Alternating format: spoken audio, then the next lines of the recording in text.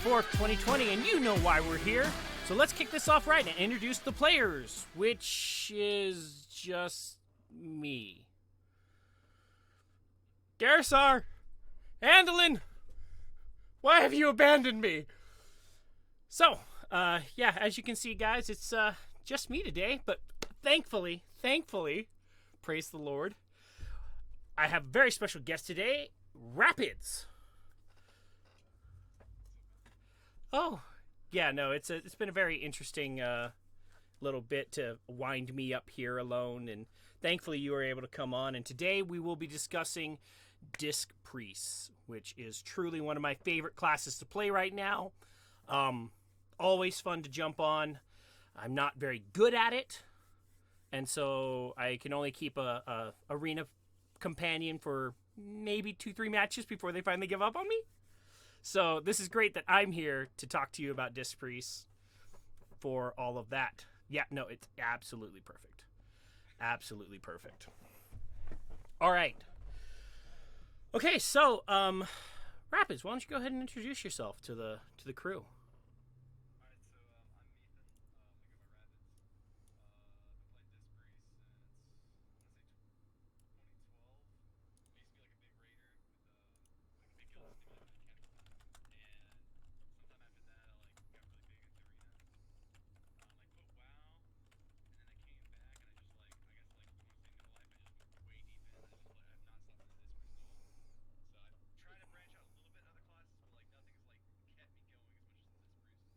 Now, what expansion did you come back in? So you left during Kata?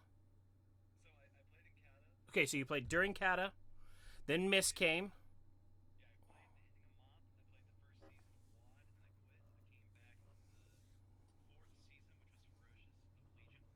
Okay.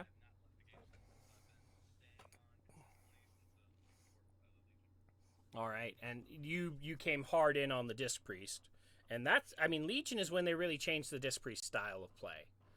And so it definitely kind of blew my mind. It's like I said, it's one of my favorite classes to play. I've got everything leveled to 120, and it's definitely the one that if I'm looking for some fun, I go to Disc Priest. I just love the playstyle. All right. Okay, so I guess with the introductions done. What has really been keeping your attention in game the past couple of weeks?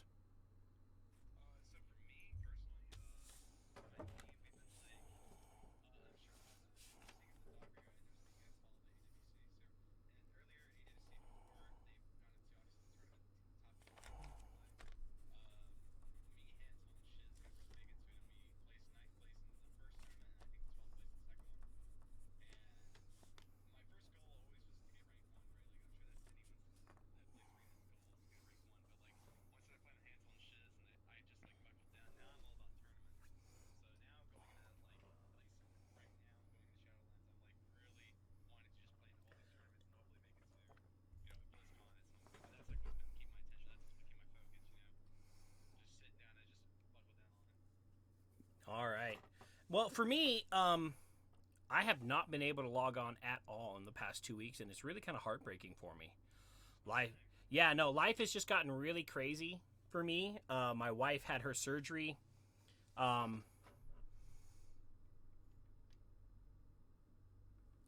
Getting a message from Twitch that we can't hear. So you can't hear Windstead?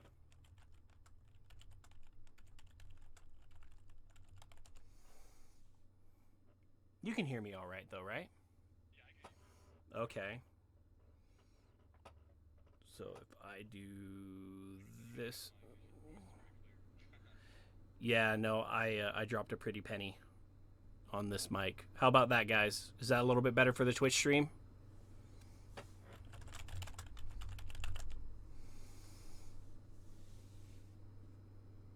Oh, no, the guest. All right.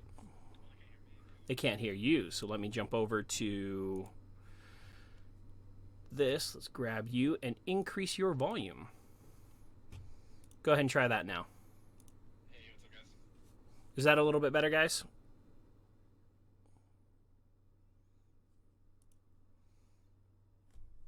Is that better? Yeah, there's that 6 second delay. Nope. Ugh. Antolin, this is what you do. No, no sound from him. This is what they get when they leave it to me.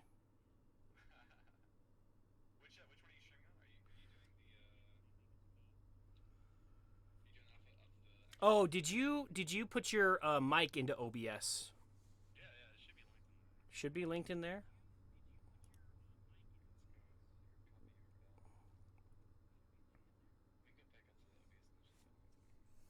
Hmm.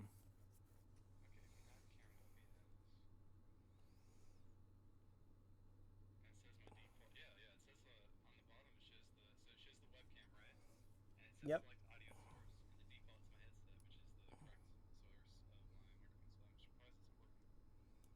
Okay. Huh.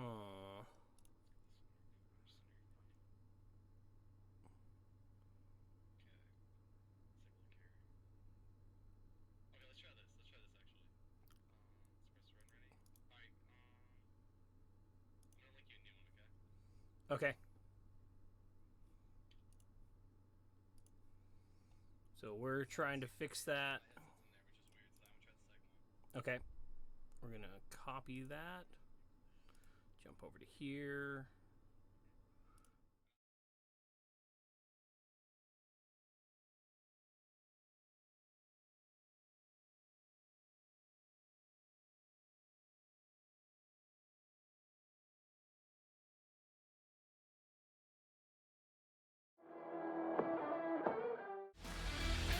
Crash and burn.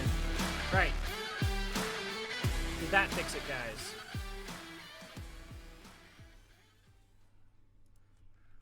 Can you hear him now?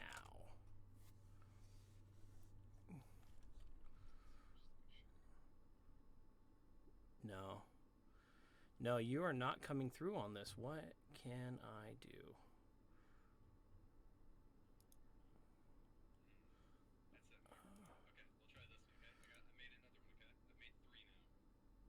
No, I don't think it's you. I don't think it's you. I think it is default. Okay. So I may have just gotten rid of me.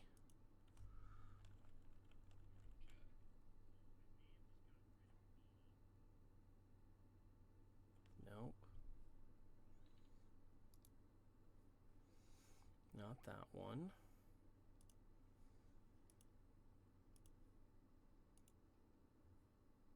Say something again.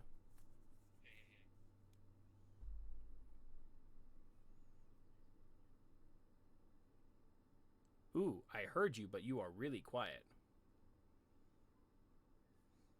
Really quiet. Go to your Discord and see if you can raise your input volume on your settings. Yeah, because I got your user volume maxed.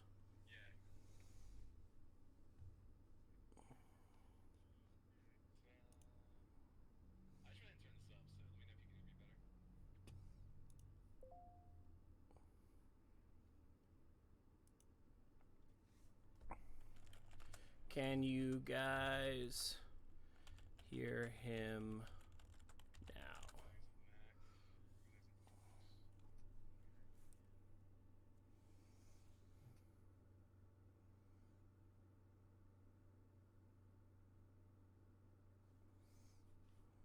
Nope. Yeah, no, it's something I'm this is my first go at this. Okay. Okay. Antolin Karasar, I need you.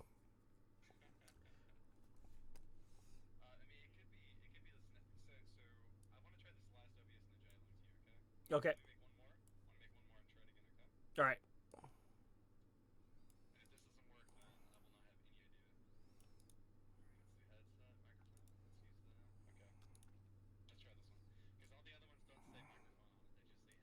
And then are you using Chrome? Okay, so you're using Google Chrome. So we'll go. Oh nope, not guest one.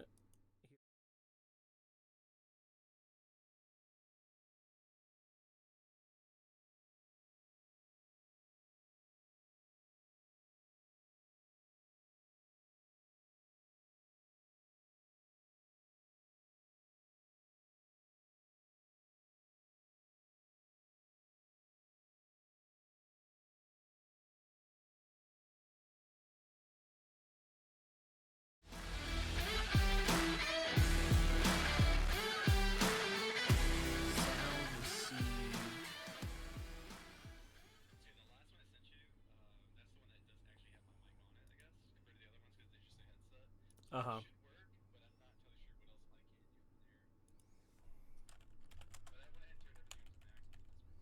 Okay. How about now, guys? Can you even hear me anymore, guys?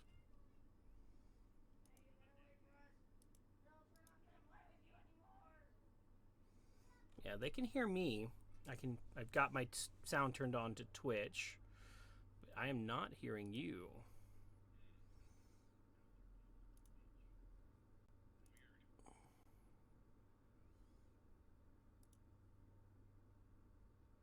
This could be a very awkward show.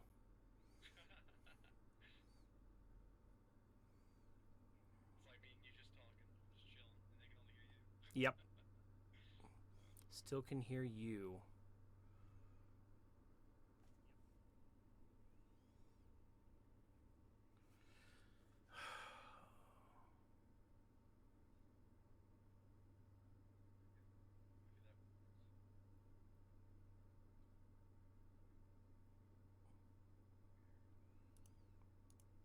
I wonder if...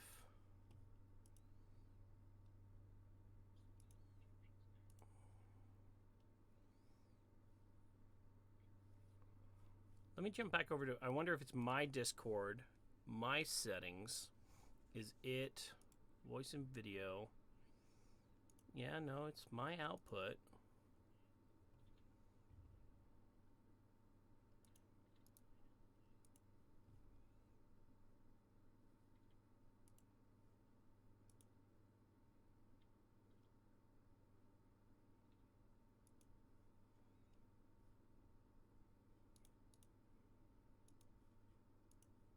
Try now.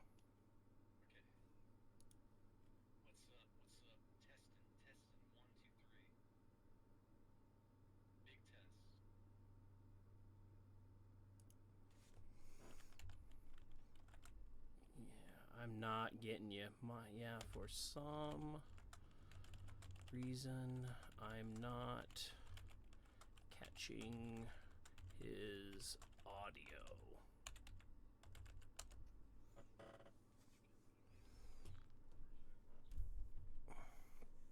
Yeah, I've got... Let's add this. Audio output capture.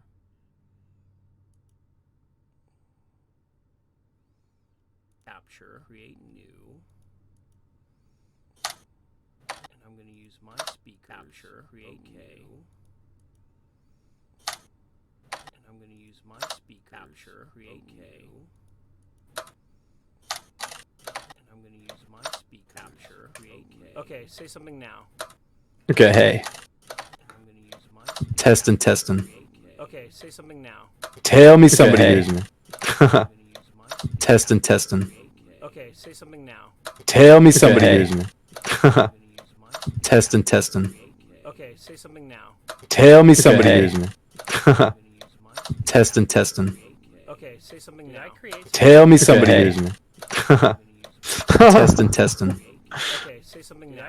Tell me somebody hears me. Testing. Okay, say something now. Tell me somebody hears me. I can hear it in the background.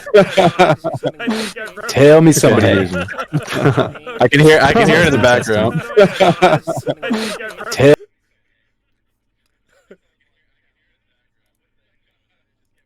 Yep. Okay, we gotta just delete this.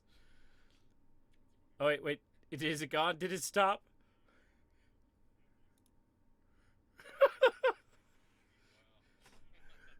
Okay, so I think I need to. All right. So did I fix it, guys? Can we hear the guest and me?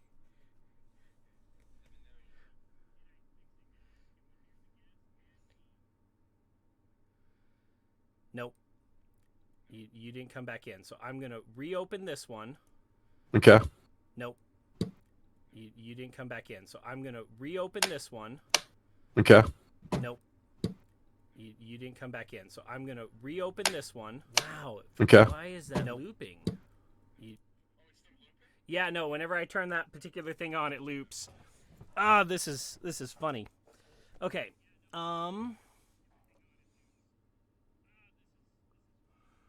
What if I turn?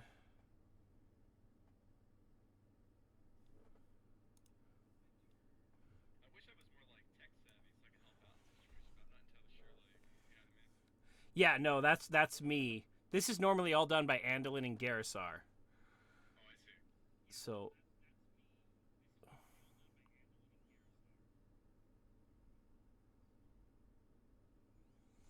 So I did something here. If I bring up properties, I'm catching my speakers. Okay. Just try that again. Okay. Just try that again. Okay. Just try that again. Nope. That just starts looping it.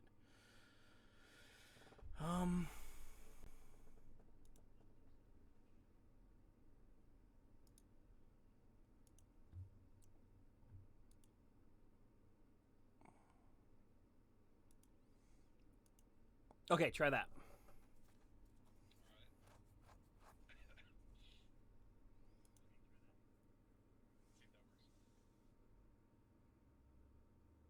No.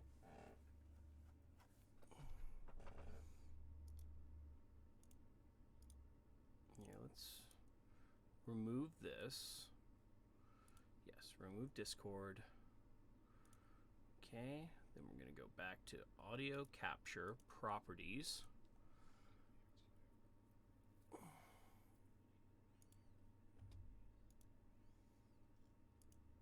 Okay, say something.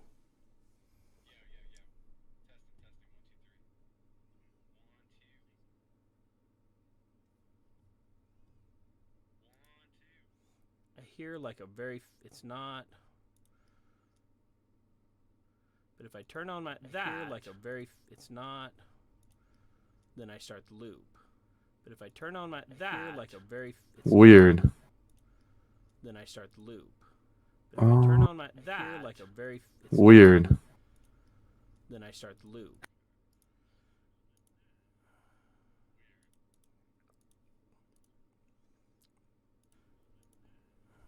Okay. One phrase. Okay. One phrase. Go ahead and Weird. say something, Rapids. One phrase. Oh, okay. Hey. Hey. Go ahead and Weird. say something, Rapids. One phrase. Oh, okay. Hey. Again. I'm just looping. Hey. Why am I looping? Go ahead and Weird. say something, Rapids. One phrase. Oh, okay. Hey. Again. I'm just looping. Hey. Why am I looping? Go ahead Weird. and say something, Rapids. One phrase. Oh, okay. I can hear myself say hey in the back. Hey. Why am I looping? Go ahead and Weird. say something, Rapids. Oh, One okay. phrase. I can hear myself say hey in the back.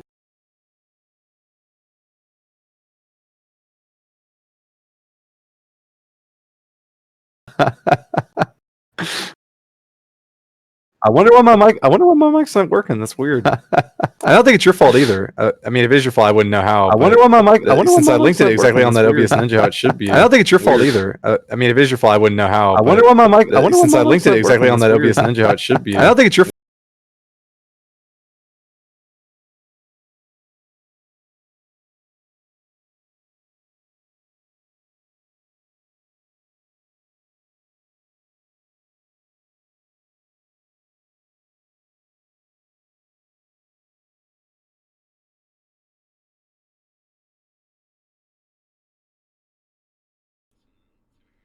Okay. So I got me back on.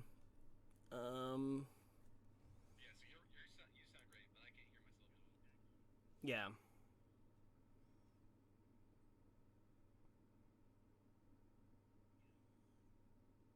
Audio output capture. Create new. Audio output capture.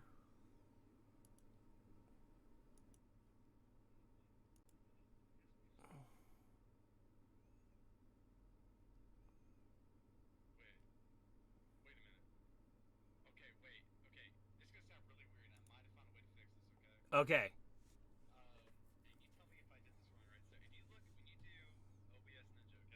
Okay.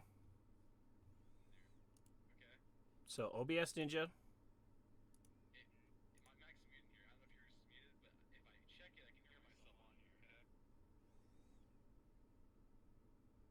Okay, I hear you now. I think maybe.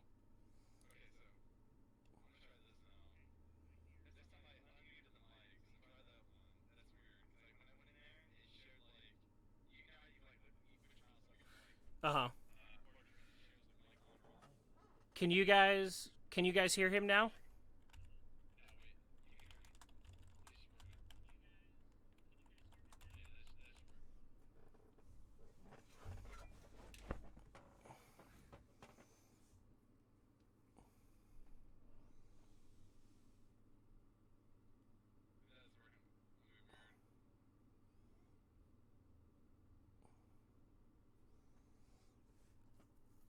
No, I'm not hearing you on it.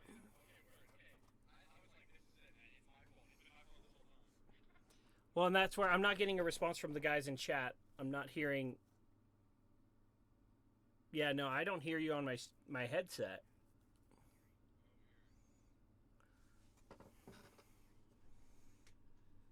So like I hear you in the from the Discord, but I'm not hearing you on the stream. Yeah.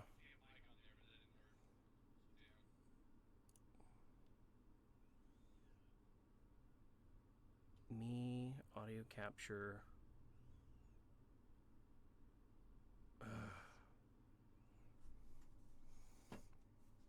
Yeah. I don't know. Shoot.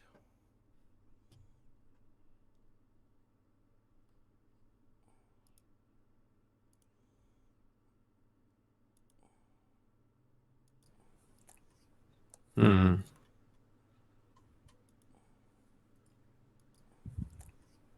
Hmm. Yep, that just starts to loop again.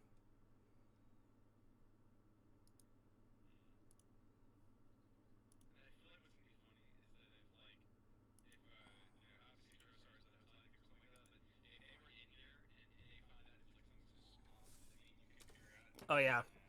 It probably is, knowing my luck.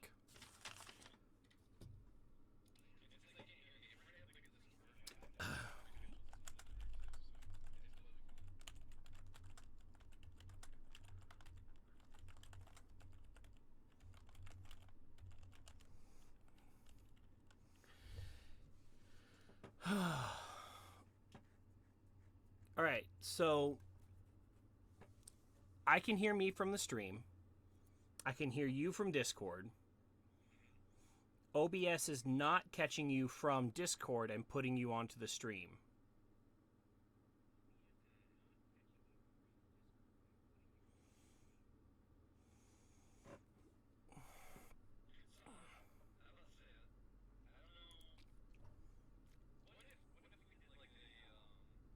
Voice video overlay. Do me a favor, mute. Let's see, if we muted Discord, would that?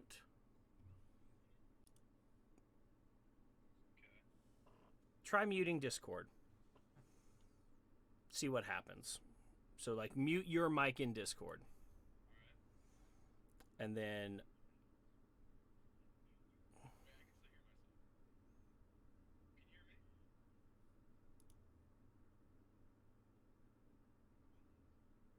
I can hear you. Yeah, I'm hearing you off the OBS Ninja, but for some reason I'm not capturing it in.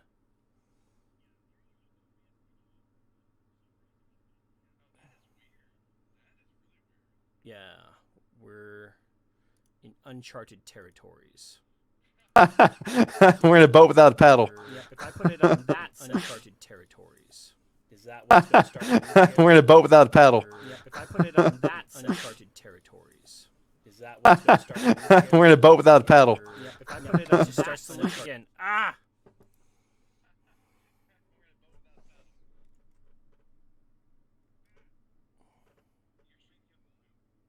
Yeah, they can hear the loop.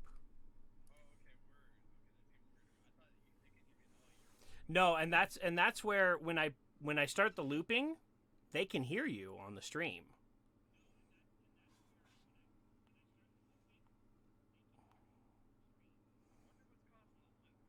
Yeah, no, I'm at a total loss. Audio intro carry over. Alerts, channel, background loop.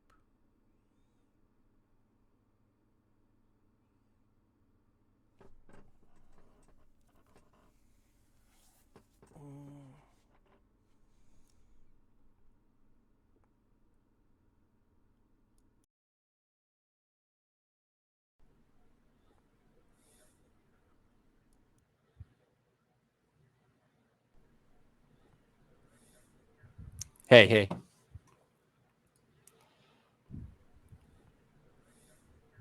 Hey, hey.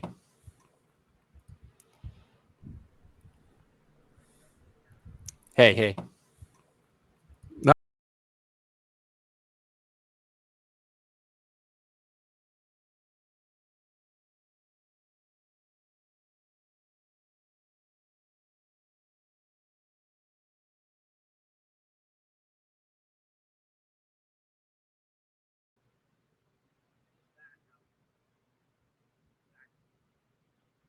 Okay.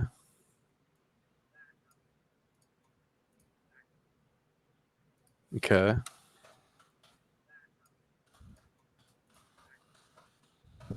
Okay.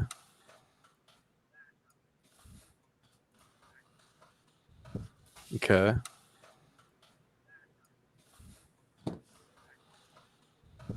Okay.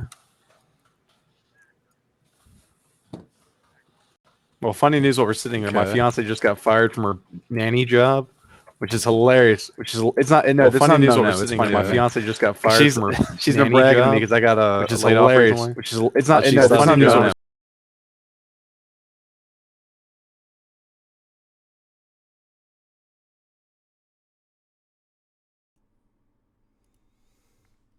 Yeah, so when I try to capture, I wonder if I do this.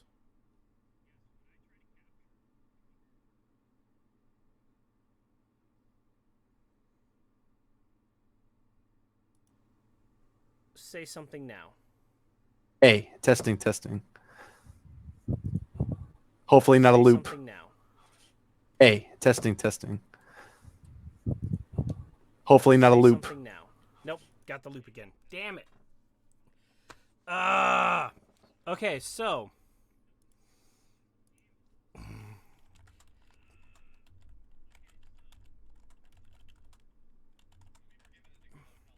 yeah, no. I really need this conversation about Disc Priest too.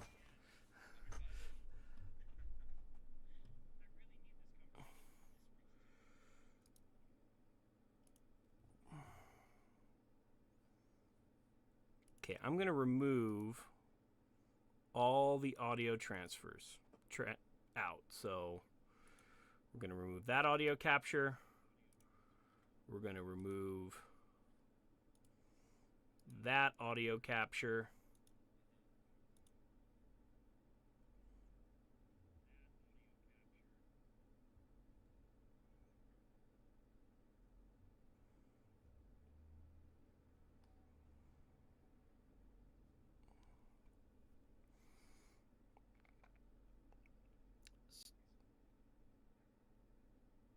So they should be able to hear me now.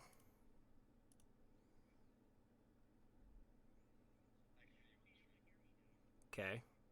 Can you hear yourself on the stream? That's where...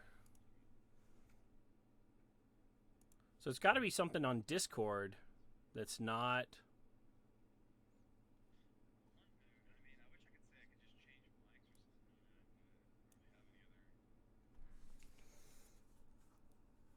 Okay, I just increased output volume on Discord. Let's go back to this screen. Go ahead and unmute yourself on Discord. And then mute yourself in OBS Ninja.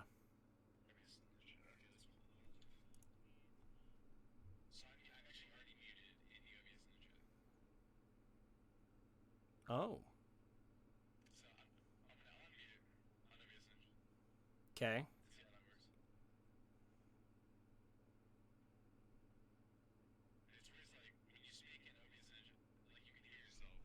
Yeah.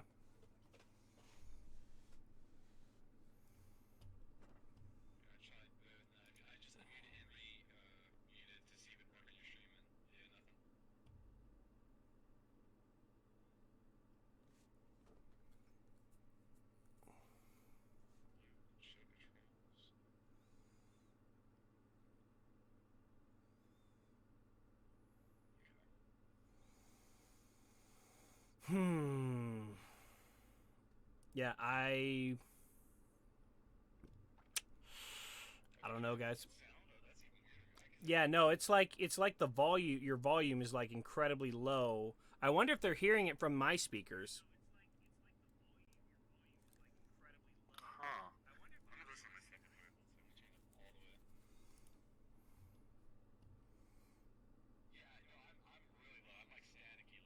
Yeah. No, what they're hearing is my headset is what they're hearing from. So, okay. Insanity. Let's see. Would this work? It would be the most crappy audio I think what we've ever produced on this show. But I'm gonna just take my headset and put it right there. Go ahead and say hello. Let's see if that works.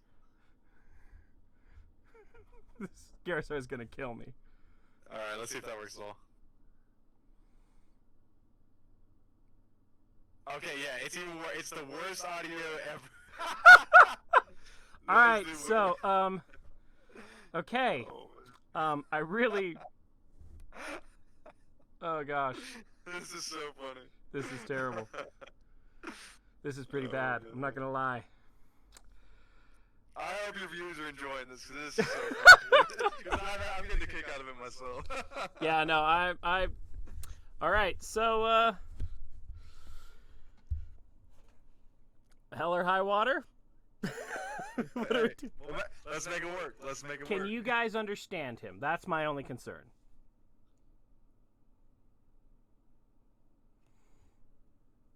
So I'm gonna just turn my speakers up like max volume. Let me know when they're max. Okay, so it's max volume. Say hello to everybody. Let's see if that works. Hey, what's up, guys? How y'all doing? Can you guys understand him all right? I sound like one of those old DJ hosts, man. Like, today on the beats. Pretty audible? Okay, so you know what? I can hear him off my headset. All right. You guys can hear him. This is, I'm definitely going to be speaking with Andalin and Garrisar, and we're definitely going to be having some trial runs to figure out exactly what the heck is going on with my OBS. And, yeah. So, let's go back to the show notes then. We're doing it. We're doing it live. We're doing it live. We're doing it live. We're doing it live. Garrisar, I'm sorry for your editing that you have to do after this. I apologize. But you know what? Every other Tuesday we run this show. So we're running the show. All right, so it's August the 4th, 2020. You know why you're here. So let's kick this off right and introduce the players. I'm Windstead, and this is Rapids. What's up, guys? So if you haven't been following along, then you now know that we're having some major technical difficulties, and currently we're being able to talk to Rapids through my headset back into my speakers, into my microphone. So Awesome. that's how we're working this right now. It's pretty crazy. We have some crazy technical difficulty that we just cannot get him to sound off on the stream using OBS. So we're just going to play his audio through my headset and repeat it back into the microphone. And that's how we're doing this show. So, All right. deal. But, so, past couple of weeks, I've been unable to play. Rapids, you've just been tournament heavy. Oh, yeah. So, now who are your teammates again? It was, So I play with a rogue named Shiz and a mage named Hansel. now I know Hansel. He was an amazing fire mage. Mm-hmm. Now, is that still what he's playing these days? Yes, sir. So, excellent. We got him on a lock as well. We're trying out a little bit of multi-classing because we can't obviously play a single comp in the tournaments. So we're trying to branch out just a little bit, you know. But Yeah. mainly we are playing the rogue mage priest, sticking to our main classes. Yeah, no, and that's always been a great comp to play. Especially now that in tournaments you're allowed to use add-ons, right? Yes, actually that is true. And so that just makes it all the much better when you're able to keep track of the diminishing returns on your CC. That makes it very viable. It's funny you bring that up because I always thought to myself, like back in the day, I was wondering why a lot of people didn't play Rogue Mage Priest, and it's because like you have to think about it. You have to play by the DR. It's so heavy, and if you're a melee cleave, like they don't have to worry about DRs as much. They're just pumping, you know. They're just doing a Mythic Plus the entire arena. So, yeah, that's exactly right. Yeah, so that must be better. But all right, so we're going to go ahead and move into our first section, and it is Need, Greed, Pass. This likely won't be a clean fight, so keep your distance, Harry! So that probably sounded atrocious to everybody. But this is the section of the show where we present you three options, Okay. and then you get to pick a need, a greed, and a pass. Okay? So with the Encourage opening up pretty soon, we're now in the War Effort in Classic, and that's where I've been playing a lot of my time this time. It got me thinking about the raids. And so the question I have is that if you had the choice, would it be the 40-man raid, the flex raid, or a 10-man raid? Now, all three of those are need, greed, pass, or do I just... You get to pick one for need, one for greed, one for pass. Okay, personally, 40-man raid, need. I knew I was going to like you. I knew I was going to like you. I rated myself back in Classic well, and I fuck with the 40-man raid. Now, I wish, if the loot is how it is today, definitely need on that. The 10-man's greed, and the flex, flex is just whatever. That's Yeah, I kind of feel the... pass. I would switch my flex and 10-man. I definitely do like the 40-man raids. Same. I think just that number of people really does make it a lot more exciting and enjoyable. And so that's my call on that. I'm totally with you. Need on the 40-man raid. So I'm going to assume off top that not only you've played WoW back in the day, I'm going to assume you've been playing WoW since it came out? I played the last 2 weeks of Classic, and I've been off and on ever since then. The only expansion I didn't really play was Kata, and that's because I was deployed to Afghanistan, and the internet was terrible. Oh, well, thank you for your service, man. Oh, thanks. So I will say, after doing some Classic WoW raiding with my best friend, I truly believe, like, if the gear drops with the same as it is today, where it's personal loot, okay? Uh-huh. And it's 40-man, like, that's a whole community, man. That's a whole, like... Yeah. To me, that's awesome. Yeah. So, you guys in the chat, what's your need, greed, pass? The 40-man raid, flex, or 10-man? Or hit us up on Twitter at technically, and add us in there at technically_PvP. Let us know what your thoughts are on the 40-man, the flex, and the 10-man raiding. All right. So, we've got upcoming WoW PvP events. That would be... this button. Get in there and fight! Stop hiding! All right, so Upcoming WoW PvP events, we do have Dalaran Gaming hosting his 5v5 1v1 duels. So teams of 5 that duel 1v1 Pokemon style. Keep an eye out for that. You can catch him on his Twitter at Dalaran_rogue. A rogue. Raid Ready is planning another classic 3v3 tournament starting in the end of August. From what I understand, it was a huge success. It was very entertaining to watch. So check that out. We have more information on our show notes, which will be posted to the show later. Then we have, so that's going to be the weekend, August 9th. Go check out their Discord for more information. Flark's 3v3 tournaments will continue on this weekend. And then Blizzard Official Esports, we have the AWC BFA circuit kicking off again the 22nd and 23rd of August. And I imagine you're already queued up in that tournament. You guys. So we didn't. These are the top teams in this one. So actually, we're not a part of this one. Oh, so that's okay. So this is the qualifiers have already been finished up, and this is the road to the finals. Okay. Correct. These are the top 4 teams on both. Okay.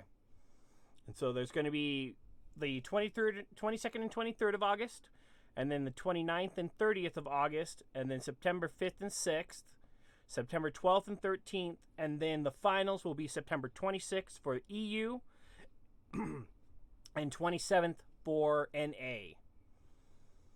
So that's all of our upcoming PvP events. And now let's go ahead and jump into the subject of analysis. I'm gonna light you up, sweet cheeks. We enjoy our sounders. I like that a lot. All right, so this week we are discussing Discipline Priest. Discipline Priest has seen a definite turnaround from what it used to be. It was definitely before Legion the bubble class, which was always very strong in PvP. But when Legion came around, they changed him up a lot. And with that, they made it so that your damage-dealing spells also added a healing component. And you can imagine that made them incredibly powerful for much of Legion. They were a very strong class, being able to output damage and help your fellow teammates to add in that extra bit of burst, and while dealing that damage, really did just make them a very, very cool class to play and very powerful in the arena. Unfortunately, though, because of they were so strong, they kind of got nerfed, and they've been trying to find that right balance of how much damage should they do and how much healing should that damage do and everything there. I mean, and what's your experience been lately with the Discipline Priest? I mean, it's been great. I mean, like, if you want to hear what my wants are, I would like to say their shields are trash. I would like to say their shields are trash. Whoa. So, that was weird. Okay, so the shields are really low right now. They've definitely been nerfed. And it's like Twitch is sounding off on us or something. Yeah, I can hear that. That's weird. Are you muted in OBS and Discord again, or are you punching through on both? Try now. OBS. Or wait, let's see. So go ahead and try again, Rapids. I can hear myself really, but I can hear myself. Can you hear me? Yep, you're back. Oh wait, now I can hear myself. We're sounding great. It's not great now. Okay, perfect. So I was just gonna say that I think the shields are way small now, and it almost feels like so back in the day you would like to stack mastery because like you wanted your shields to be bigger, right? Mm-hmm. Your shields just get destroyed immediately. Like if you apply a shield to someone, unless it's a rapture shield, it's just like one hit, one white swing and buddy off. Yeah. So. But aside from that, like the amount of damage you do, you're basically a DPS class. You know, like my healing is really good. My atonement, the healing I'm doing through damage, the control you have with the MCs and everything, it still feels really good. Well, that's solid. Because I mean, one of the fun things is that you are dealing DPS while you're healing. Mm-hmm. Now, where are these? Man, I'm looking at what they what Garrasar set me up with for the notes on Displease, and they're not working out for me. So we're just going to jump in game, and I'm going to bring up the Displease talent tree there. What's up? We can do it live. I'm ready. I'm in the game as well. I'm ready. I'm in the game as well. Okay, so let's dive into World of Warcraft Live Retail. Log into my Dispriest, and let's take a look at the talents. So, I mean, if you can see the first row of talents, why don't you go ahead and read off that first row and then tell us what you would pick. So on the first row, we have Castigation, we have Twist of Fate, and we have Schism. Now, if this was last season, before they nerfed us, I would love to choose Schism as much as possible. Because if you read the tooltip, Schism now only affects your damage, right? But last season, Schism actually affected your trinket damage and your essence damage. So Schism basically assisted you in everything. But now it's only like your Purge of the Wicked, Smite, and all that, or really just Shadow damage. Purge of the Wicked, Smite, and all that, or really just Shadow damage. So what I stick to playing nowadays is Twist of Fate or Castigation. I mainly like Castigation though, just because for me it's more fun to play Castigation. Because I love, like, if you play Trinity and Castigation, you're gonna get the most amount of healing output from Atelment. Twist of Fate's nice, but Castigation to me is just so much more fun to play with. Man, we're still getting some really weird audio here. It seems like if you talk for too long, we get some kind of back feed. I noticed that too. It was weird. Like it sounds good. And then it goes into it. Twitch?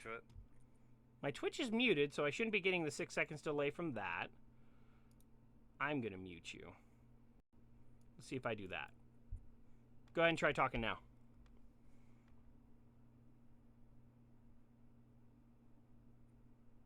Can you hear me? Can people hear you in Twitch again?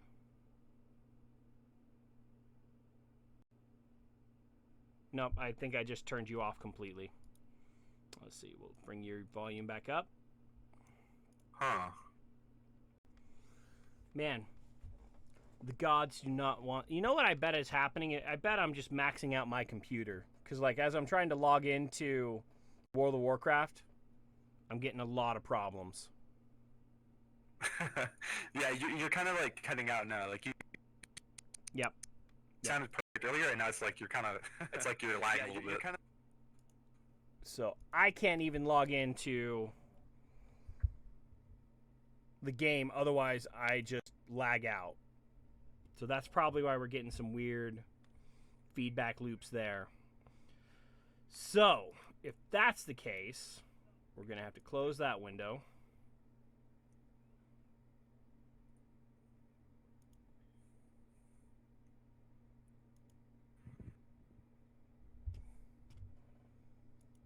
Oh. Now, Blizzard, I told you to turn off.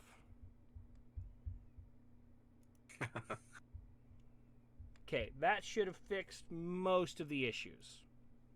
Because now I'm just going there. So now let's see if we can look up Disc Priest talent tree. So they're still able to hear me, right? Yeah, no, it seems like we've got you back now that I shut down some of the programs on my computer. I was just trying to do too much. There is a reason that we divide up the work between the three of us. Mm-hmm. You know, Garrasar usually handles the recording of the stream, Andolin handles the output of the stream, and I usually just show up and say hello. Nice, I like that. Yeah, I just need to show up. So this whole system of me trying to do the show by myself is interesting. Dispriest talents. Boom.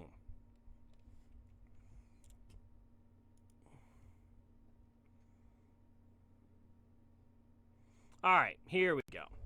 All right, so Schism is your go-to that you love to play, but the problem is that you do have situations where I think it was Twist of Fate you said was better. So my thing is Schism.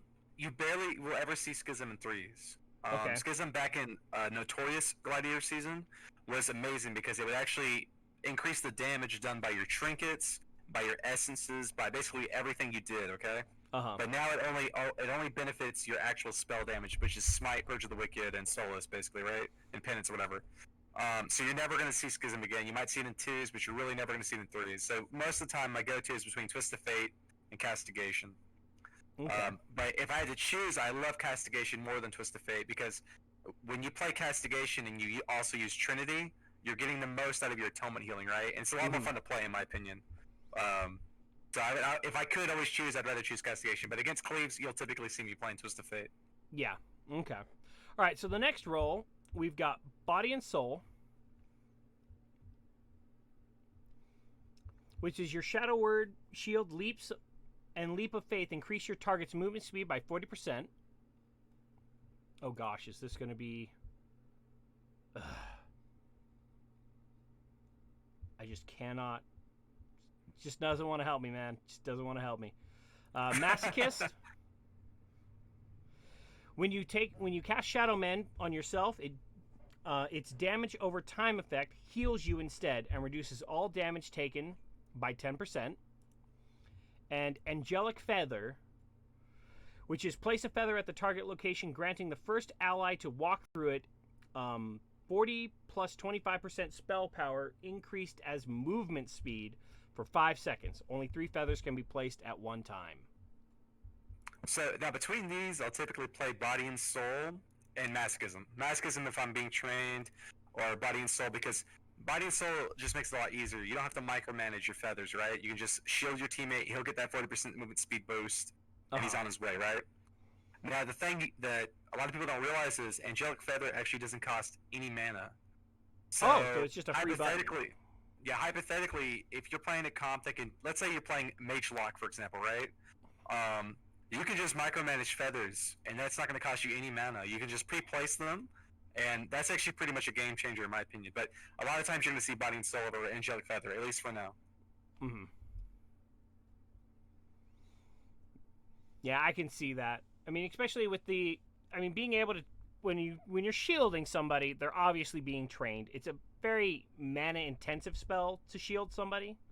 And so any extra bonuses that you can get out of that, I can definitely see that being where you want to go with the spell. That if you are in the need of being able to push that button to boost somebody's health pool up a little bit, getting them an extra speed boost out of that is probably the best way to go. And it's another buff, if someone's purging your guys, then that's a whole other buff they can't purge, right? So. Okay, so the Body and Soul buff that increases your movement speed cannot be purged.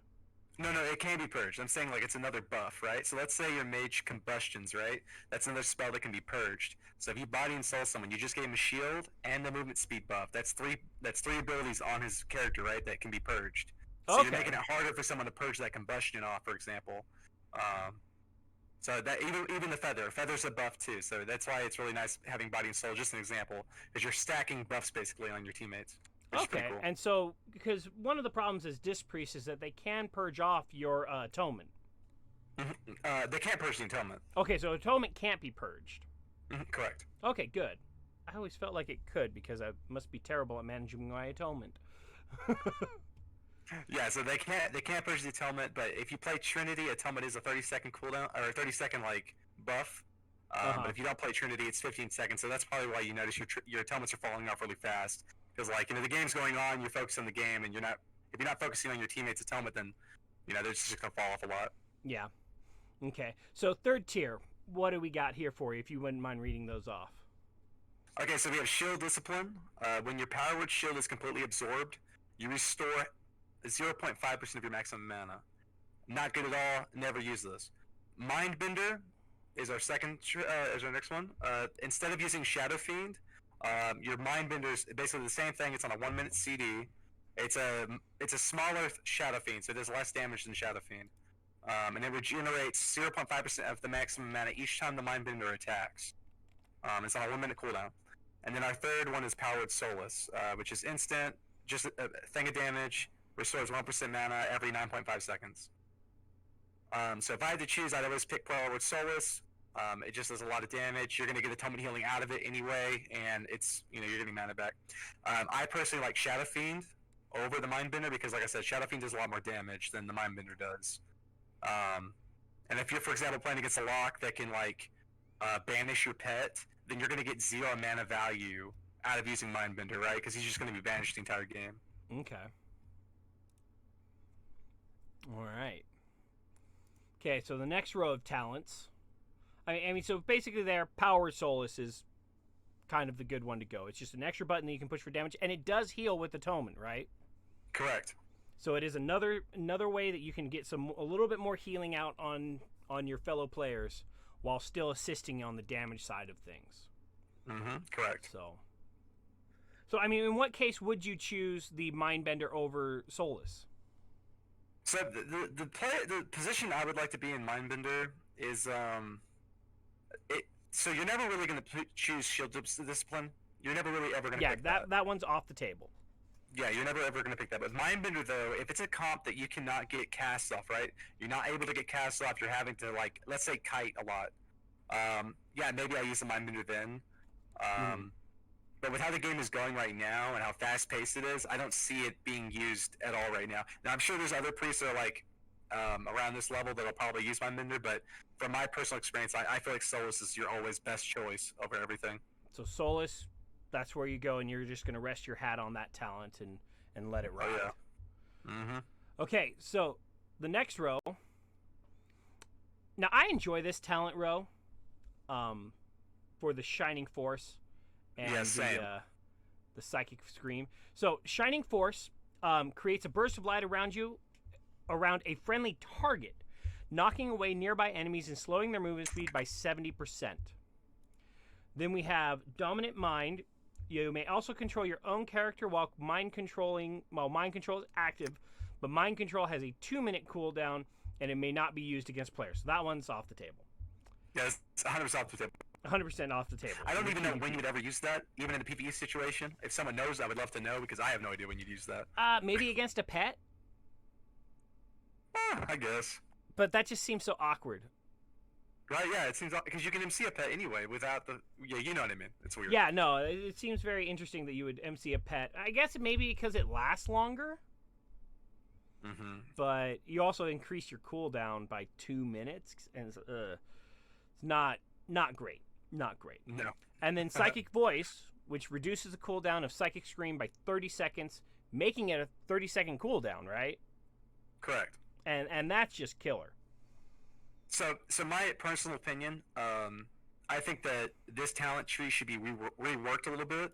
I think Shining Force is amazing. Like, I would never take this off here, but I think the fear should always be 30 seconds, unless you choose Shining Force and then boom, it goes to a minute, right? I think that they could rework this just a little bit, but because there's nothing in here. You're not synergizing anything really except for the Shining Force. And Shining Force is amazing because you can do so much with it, right? Like, let's say a Shaman drops an Earthen Ground Totem, you can knock them out of it. If a Demon Hunter drops Darkness, we knock them out of it. If the DK drops an AMZ, we knock them out of it. You know, so like there's so many games where you can just win from knocking somebody, right? Yeah. And I'm not even gonna get started on Blade's Edge, right? If we're on a bridge and you're getting cleaved down, knock them off the bridge, man. You're chilling all game. Oh yeah, no, and the fact that you can use this on your friendly targets, this isn't like the Shaman Shockwave that just knocks everybody away, you know, or Typhoon where the Druid has to be standing there and pushes them in front of them.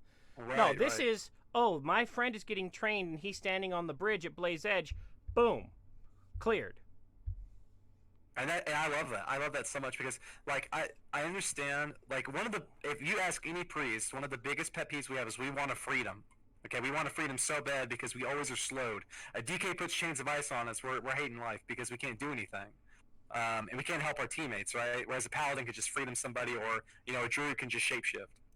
But the thing I love about Knock is that there are so many situations where, like, let's say you're getting cleaved down. Warrior DK, Warrior Red's going you. Boom, you knock them. They got a 7% slow. The healer has to dispel them that slow, right? Mm-hmm. So then, boom, your mage is able to free poly anybody. So it's just, I love that. It synergizes so well with the team. Oh yeah, yeah, no, and it's definitely now. Here's the other thing though, is that Psychic Voice getting that fear down to 30 seconds. That's a pretty sweet thing. Mm-hmm. And so, I mean, I normally pick Psychic Voice. Am I doing it wrong? No, you're not. So you are typically always going to pick Psychic Voice. I think Knock is one of the most fun abilities in the game, though. So I'm not gonna down Knock at all because obviously I love playing it. But in most cases, when you're playing Priest, you're not gonna choose Shining Force. You're only gonna choose Shining Force against teams that rely on sitting in place, right? So if you play against, let's say, a DKDH, you're going to play Shining Force. If you're playing against Resto Shaman, and it's not, let's say RPS, Resto Shaman, Shadow Priest, Rogue, you're going to play Knock, because there's no point in you fearing, because every time you push them, they're just going to CC and silence you. Yeah. So that's it. But in most cases, yeah, you are going to play Psychic Voice. You're not, you're going to just have that 30-second fear, and you're going to always follow that up off of a kidney or a poly from your mage poly and the healer. Okay. All right. Okay, so why don't you get tier 7? Mm-hmm. And that's an important row, though, to be honest with you. Like, level 60 talents are a very important row. Oh, yeah, I mean, I think it's a little bit more map-dependent than anything else. If you have elevation to play with, I generally take Shining Force. And it's good to do that, especially against Mage Lock. If you, not only against Mage Lock, just an example, even if you're not on a map that's elevated, you can knock a Chaos Bolt that does not need to be kicked by your teammates. That's very important. If you're on a map that's elevated and you knock somebody downstairs, you've put them out of loss of their healer. You know what I mean? You've essentially put them in a spot that's, you know, horrible, and now they can't get up to them because they're slowed. So it's, you know, knock is very good. So I agree with you completely on that. Yeah. But the next row here is we have Sins of the Many, which your damage is increased by up to 12%. It diminishes for each ally affected by your atonement. Now this does not diminish yourself, right? So if you have it affected on yourself, this doesn't take away any of your damage. Okay, it's just teammates. Okay. The middle row is Contrition, which when you heal with Penance, everyone with your atonement is healed an extra 2,715. And then our third one is Shadow Covenant, which is draws on the power of Shadow to heal the target and 4 injured allies within 30 yards for 40,720, but leaves a shell on them that absorbs the next 20,360 healing that they receive for the next 6 seconds. This kind of reminds me of the ability in WoD, which was Saving Grace. If you remember that, where it's like an insta heal. Yeah. Kind of reminds me of Saving Grace, but it's you're not really ever going to use Shadow Covenant in Arena. You're mainly going to use that in a PvE in like Mythic Plus. Okay. Contrition. Now, Season 1 BFA, I think Contrition was amazing because, like, if you're playing against a heavy CC-based team, like, this is a really good... We don't really have a lot of AoE healing, right? The only AoE healing we have is from atonement healing, from doing damage. Yeah. So Contrition, in a way, was a way to give us some AoE healing. So it was really nice. But based on how the game is right now, you're never really going to use Contrition. You're going to stick to Sins of the Many. Because you get, with that damage boost, you're, in a sense, getting more atonement healing, right? You're going to be doing more damage, more healing. Okay. And so Contrition being is that what I'm taking as your go-to pick then for that situation? So I'm always picking Sins of the Many. I'm never. Oh, really? So Contrition even anymore. with as good as Contrition, because it was only good there in the first part of the season. First part of Correct, the yeah. So the very beginning of Season 1, when the expansion first started, it was really good. So, like, for example, Rogue Mage Paladin was a really hard matchup for you as Armed Priest, and Contrition was a really good way of catching your team back up. Okay. But nowadays, we have all, you know, saying the eye level, like, we're all, like, 480 eye level now, you know? We have a lot more intellect, we're doing a lot more damage, and it just gives you more atonement healing overall when you choose Sins of the Many. So there's really no reason for you to pick a Contrition. Yeah, because it never increased, by the way. Just to put this in perspective, the amount of healing that Contrition gave you has not changed. It's stayed the same since Season 1 BFA.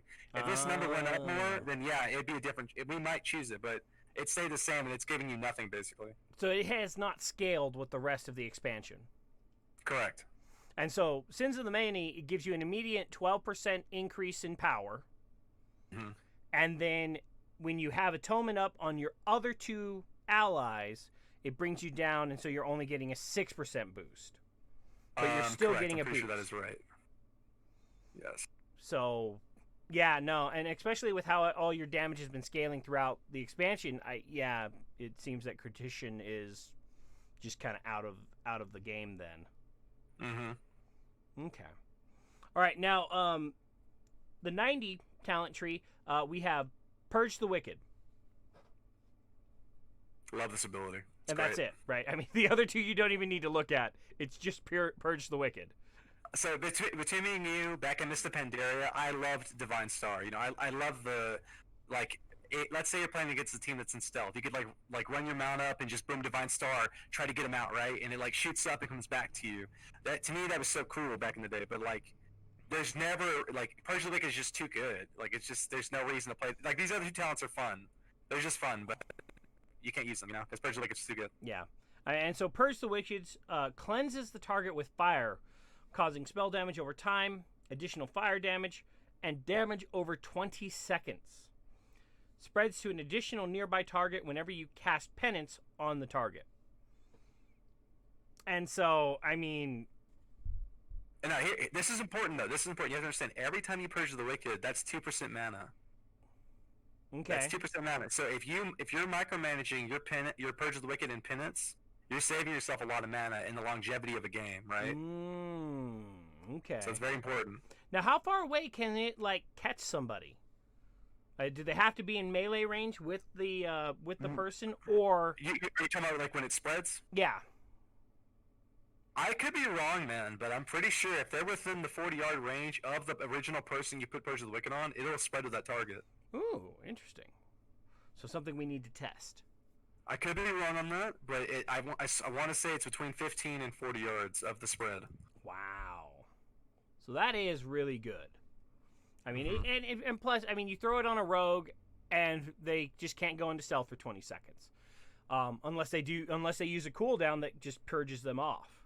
And you're forcing your opponent's healers to have to manage that extra dot. It's just a really good spell, and it does a good amount of healing as you have atonement up on your fellow players. Oh yeah. And so if you've got it spread to the 3 targets. Let's see if I have a game still from us playing. Okay, I do actually. Like Purge of the Wicked is typically one of your top damage spells. Besides, like if I go into details and I look at the threes game I just played, like Purge of the Wicked's my number 1, for example. I got 90,000 damage from it in a game that lasted probably 3 minutes or 4 minutes. Yeah, so I mean that's your main focus, and then the key to being really good with it is using your atonement to make sure that you don't have to recast Purge the Wicked on an opponent. Correct. Using your penance correctly on the target that has the Purge the Wicked debuff. Mm-hmm. And if you do that smart, not only are you going to save your mana for the long game, even if they dispel a target, the other person has Purge the Wicked on them, right? Yeah.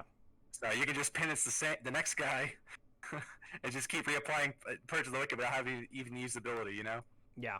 No, and that's just huge. That's just huge. Now, for the sake of being as thorough as possible, we will cover the other two, which is Divine Star. Throws a Divine Star forward 24 yards, healing allies in its path for 50% of your spell power and dealing 40% of spell power as holy damage to enemies. After reaching its destination, the Divine Star returns to you, healing allies and damaging enemies in its path again. Mm-hmm. So it's literally a boomerang where you throw it out, you catch it back, and fun. And it's such a fun ability to me, just because like back in MOP, this wasn't something that like you had to spec into, if I remember correctly. You just had it, so I liked it a lot. And then Halo's that one that just shoots the big ring. Just big AoE ring, 30 yards, heals all allies, and and it does say it deals holy damage to enemies. Mm-hmm. So what's the cooldown on this thing? Oh, it's a 1.5 second cast and a 40-second cooldown.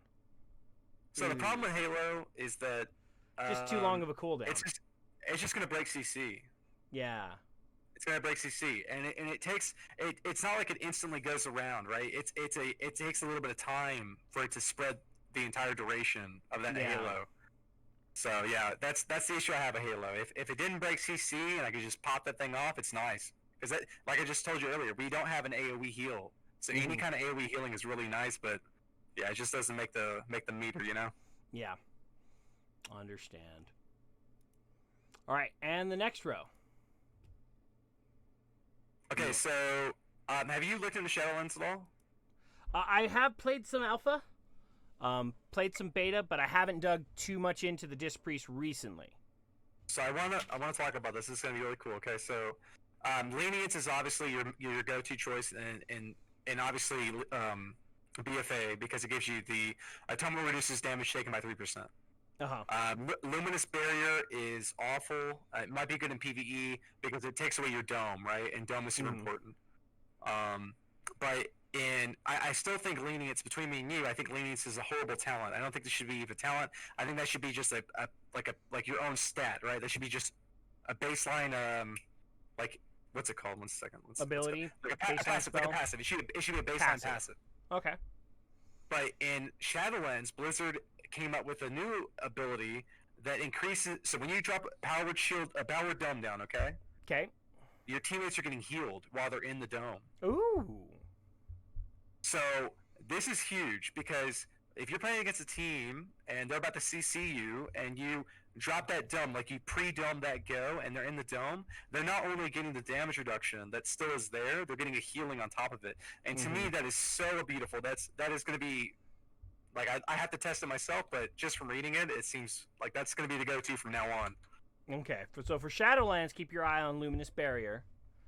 But for current, we're still looking at Leniency. We're still looking at Lenience. Yeah, and basically, whenever you have Atonement up on somebody, you get a 3% damage decreased. Anybody who's attacking them is reduced by 3%, which adds up. It doesn't seem like a lot, but over the course of your fight, if you're taking 3% off of each attack, that's going to add up and save you a lot of damage reduction right there. It's huge. Oh, yeah. Now, as far as Evangelist... I'm not the only one. I can't even say it either. Evangelism. Yes. Evangelism. Yes. Evangelism. All right, whatever. As far as that one, I mean, it's 90-second cooldown. I mean, just that 90-second cooldown does kind of make me feel like I can't really take that. Yeah, there's no flow. You know what I'm saying? That's the problem. Like, if the cooldown is that long, there's no flow, man. You're not. There's no synergy. You just use it one time, and there's no point, in my opinion, because all this is doing is increasing the duration of your atonement. But if you're playing arena, you should already be micromanaging the atonement on your teammates anyway, right? Yeah. So this ability is just not. It's not even worth the time. Yeah. So Leniency it is. All right. Okay, now, so that covers all the talent trees, all our little selections there. But we have in BFA, we have our armor buffs, and then we have our PvP talents. So why don't we go ahead and tackle our PvP talents next? So where are you looking for? Well, I guess the first question, Relentless, Medallion, or Adaptation? Okay, so I actually do not like Relentless or Adaptation. I personally wish they weren't in the game, and I think they're actually going to be gone going into Shadowlands. Yep, going back to the Trinket model. I always pick Trinket. I love Trinket. Now, the thing about Relentless, though, that's nice is that if you are playing against a heavy CC-based team, Relentless just it's like giving you a slap on the back. Like, hey, man, you ate that CC. You didn't death it, but it's okay, man. We're just going to shorten that time for you just a little bit, Yeah. But you're a Medallion man. I'm a Medallion man. You're a Medallion man. Good choice. All right, now as far as the other PvP talents, what 3 are you picking? Okay, so surprisingly, as Disc Race, we're switching a lot.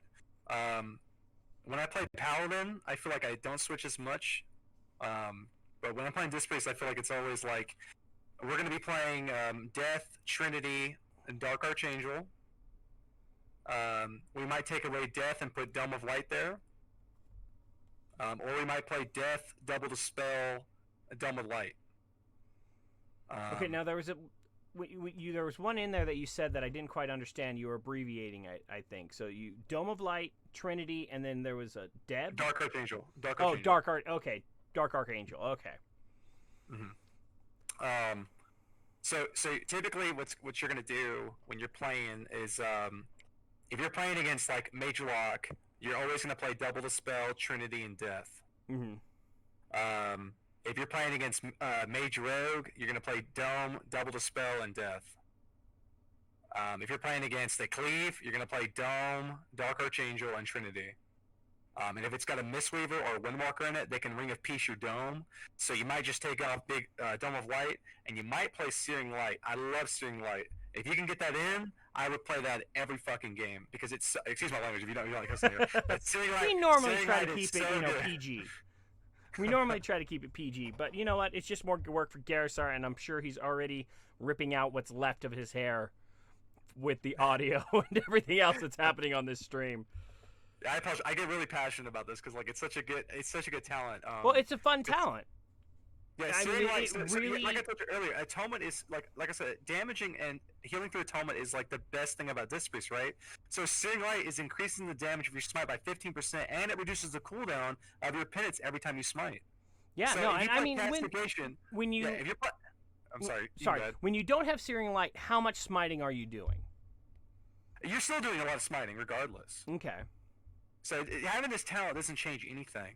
The thing though, if you're able to play this talent, is you're going to do a lot more damage over the course of the game, right? Mm-hmm. So there's a chance you might force a cooldown. You know, you might be able to force more stuff if you're playing something like that, especially if you're playing Castigation with it. And your atonement healing is so like it's so insane in the situation. But that's a talent that you're only going to see a lot more in 2s. You're barely going to see it in 3s. But if you can nib it in, man, I would put it in.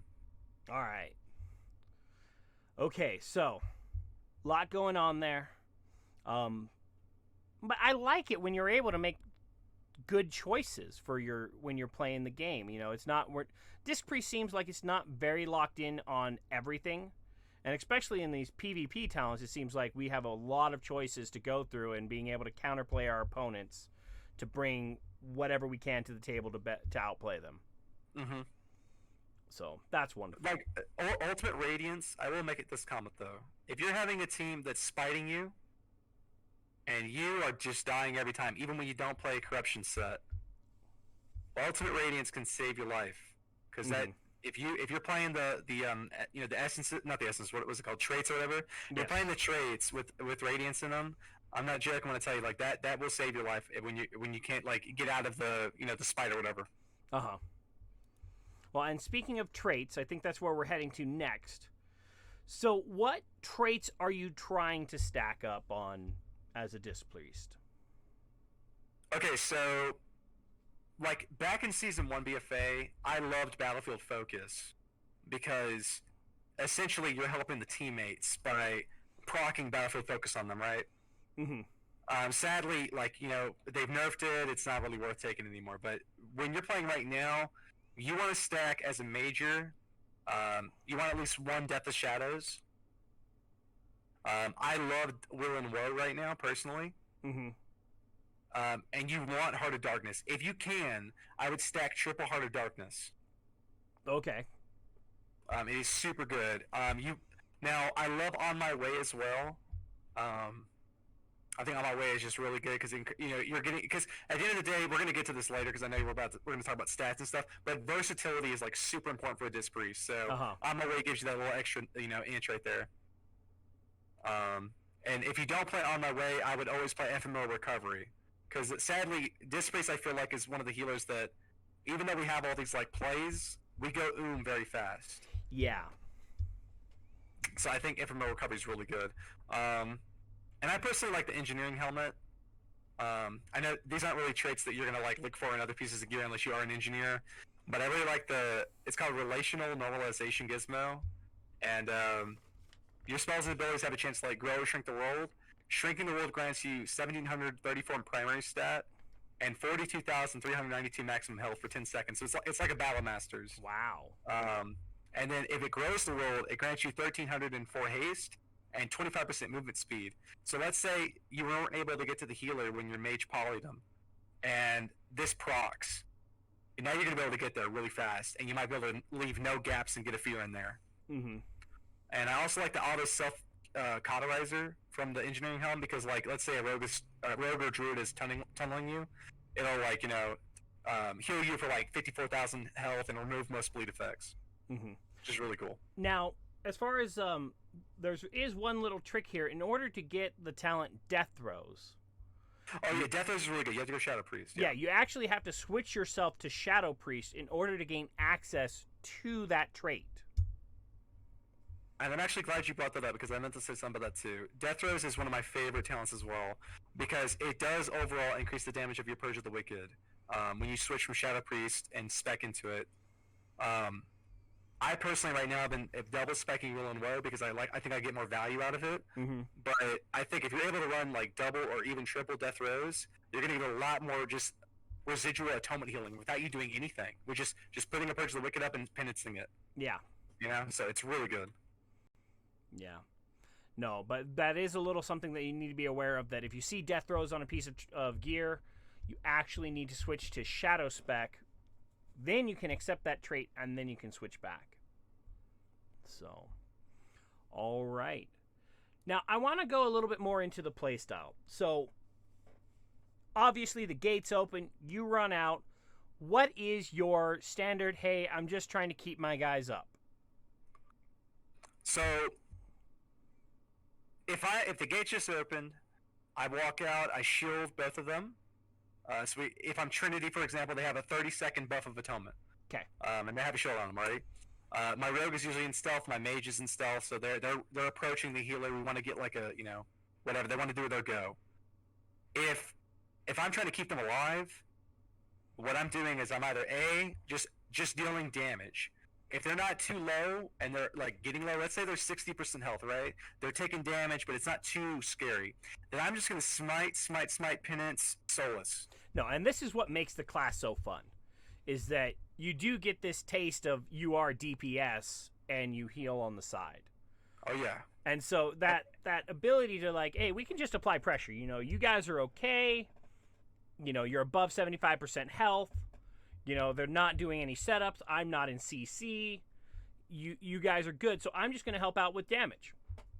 Yeah, and what's good about that is that like a lot of healers are what you need to realize as a Disc Priest is that Shadowmen cost a lot of mana. Yes. Shadowmen is what's eating your mana. Out of every ability we have, like obviously stuff like shielding and stuff like that can eat your mana, but Shadowmening is what hurts. So if you can find a way and know that you don't need a Shadowman here, you can just Atonement heal the top of your team. Just do that every time because you're going to save your mana in the long run. It's going to be a longer game, and you're going to apply a lot of pressure, like you just said. And it's so juicy as a Disc Priest because when you get those 3v1 scenarios, like let's say your mage is just DB, the 2 DPS got him in a ring, we got a kidney shot on the healer, and we're all doing a damage to him. It is beautiful. It feels so good when that happens. Pop your Dark Archangel and just melt. Just melt them, yes. Yeah. No, that does feel really good when that all lines up. So that's your baseline. Okay, we're just playing the game. Nobody's in trouble. Now, let's say you start seeing somebody that's starting to dip a little low.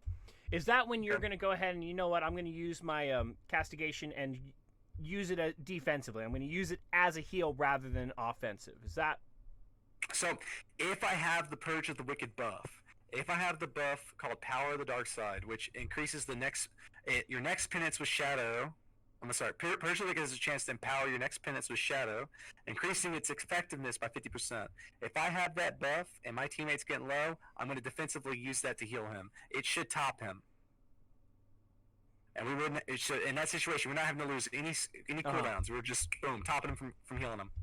Now, what was that buff again? And you have, I imagine you have something to track that for you. Power Dark Side. I don't track it. In the settings, in Blizzard settings, they have this thing called what's it called? Give me just a moment. I'll find it for you. No problem. It's like what is it called? Oh, is that one of the abilities that pops up on your little HUD? Yes. Okay, perfect. Yeah, okay. What is that called? It's called Spell Alert Opacity, okay? Spell Alert. So certain classes, when they have a certain spell alert, it's going to show in a little circle around your, like, in the middle of your screen. Yeah. Yeah, so whenever the Purge of the Wicked buff is procced, that's in the middle of your screen. So I always know when I have it because of that. Perfect.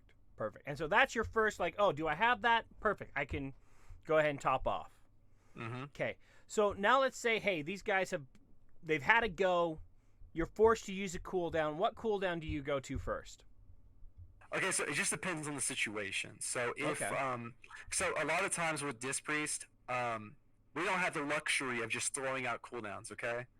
So for example, with the Paladin, you just throw CDs. It doesn't matter what it is, right? You can just sack a go, you can bop a go, you can, whatever a go, right? You don't really trade it. But as a disc priest, it's like we want to make sure we're trading correctly, right? So if a rogue vendettas my teammate, I might PS him high, right? I might just PS him high. PS. If they the pain suppression. Okay, so pain suppression right off the bat, just boom. I might do that high, but you also have to be careful because when you do pain suppression, it leaves you open to die because they could just go you now in a kidney and you have no way of saving yourself without a trinket. Because that's the only defensive cooldown that you have to single target somebody. Exactly. Okay. Now, if I was not able to leap of faith my teammate and he's in a kidney bomb, I'm going to trade Dome for that. Every time I'll trade Dome for that because Dome and Smoke Bomb are on the same cooldown timer. Oh, and Leap of Faith, I want to go back to that one because that is it's a pretty short cooldown, isn't it? So it's it's about 1 minute and 30 seconds. Okay, so it's longer than I thought. I thought it was like a minute cooldown. If you're in the, if you spec into, it's called Death Denied. It's an essence. Oh, okay. Leap of Faith absorbs the next 50,460 damage to the target within 10 seconds. While the shield holds, Leap of Faith's cooldown is 200% faster. So if you grip somebody and that shield does not break and it stays there the entire duration, your Leap of Faith is going to come back very fast. Okay, but that's why it feels like it's not that long of a cooldown. But that is a great way to deny, especially these melee cleaves, the ability to have that go. I'm losing you for some reason. On Twitch, you seem very pixeled. Oh, rude. Yeah, you sound good. With all the other technical difficulties we've been having this show, I don't care. I'm just glad we made it work, man. Yeah, no, we're both, well. Work is very we're limping right now. Yeah, we're limping, but we're limping through this, but we're making it happen. All right, so but yeah, no, Leap of Faith is just such a great ability, and if you use it well, it really is just excellent. I love that ability. I mean, like, if you're able to, for example, I'll give you 2 great examples where Leap of Faith is amazing. A rogue kidneys your teammate, and he's about to drop a smoke bomb. Boom, I Leap of Faith him right when the bomb drops. So we just made a play. He just wasted his smoke bomb, and I just Leap of Faith him out of that, and he's in safety. Huge. We're probably saving your teammates' trinkets. Oh yeah. Second situation is, let's say we're on Blade's Edge Arena. We're playing against an alley shaman, and he knocks your teammates off the bridge. But we're about to win in this next go. We just grip the teammate back up to the bridge. Yes. I've done that a couple of times. That makes you feel really awesome. and my third. If you ever do a battleground or a raid, and your teammates get knocked off the map, and you grip him back, ooh, that guy better give you $5 and a hug. That's a save right there. That's a big save. Yeah, Eye of the Storm is a classic scenario for that, where you're in that middle flag zone, and the shamans and druids are and you're using Shining Force to try and knock people off as well. But being able to like catch that guy, I could just imagine that like your buddy's got the flag, somebody's done a knock to try and clear him off the board, and suddenly you just Leap of Faith them back onto the board with them in the flag. No, that makes you feel really good. Oh yeah, because you know that guy's thanking you. You know that guy is running down to cap the flag, and he's like, my goodness, that priest just saved my life. He's the man. Oh yeah. Yeah, no, that one that's such a good feeling. All right, so we talked about pain suppression, Leap of Faith. So now pain suppression, that's a 2-minute cooldown, isn't it? Pain suppression is a 3-minute cooldown. 3-minute cooldown. Ah, gosh, and that hurts to use that one. Oh yeah. It does take a long time for it to come back. So and you have to use it at high health. The problem with pain suppression is this. Okay, it's kind of like a warlock's wall. It's a 40% damage reduction. So if you pain suppression your teammate at, like, let's say 50% health or 40% health, he's probably still gonna die. He might have to use a cooldown. Yeah. But if you pain suppression him at 100% during that entire go that the other team is having, you're gonna save him, save CDs, and when you get out of your crowd control or whatever you're in, you'll be able to top him off. Yeah. But that 3-minute cooldown just hurts. Oh yeah, it hurts, man. So, but Leap is, like we were saying, a 1.5 minute cooldown, and as long as their shield is up, if you have that trait, then you get it back that much faster. which is just gold. Now, I wish I could tell you the exact, like, if a shield held, I wish I could just tell you, like, off notes, like, this is the actual timer of your new Leap of Faith. Yeah. But it does reduce it very fast, and I feel like I have Leap of Faith up a lot fast, like, for almost every go. Yeah. Like, I feel like I have it. Mm-hmm. Okay, so there's Pain Suppression, there's Leap of Faith. Now, Dome.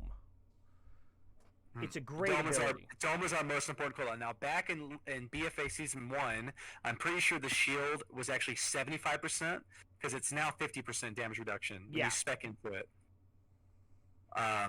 If you don't spec into the Dome, then Power Dome just gives you a 25% damage reduction, but if you spec into it, it's 50%. Yeah, no. Now, this is our most important ability. I also hate it at the same time because it's so...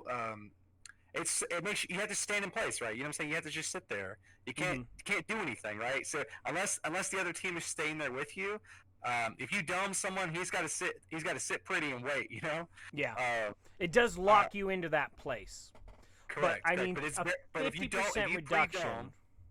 I was say if you pre-use it on the go, it's very important. Yeah, but a 50% reduction for everybody in the dome, it's almost as good as Shaman Ring,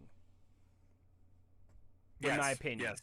You know, yes. Granted, you're not bringing somebody back up from the ground, and so much like Pain Suppression, you got to use it early in the go.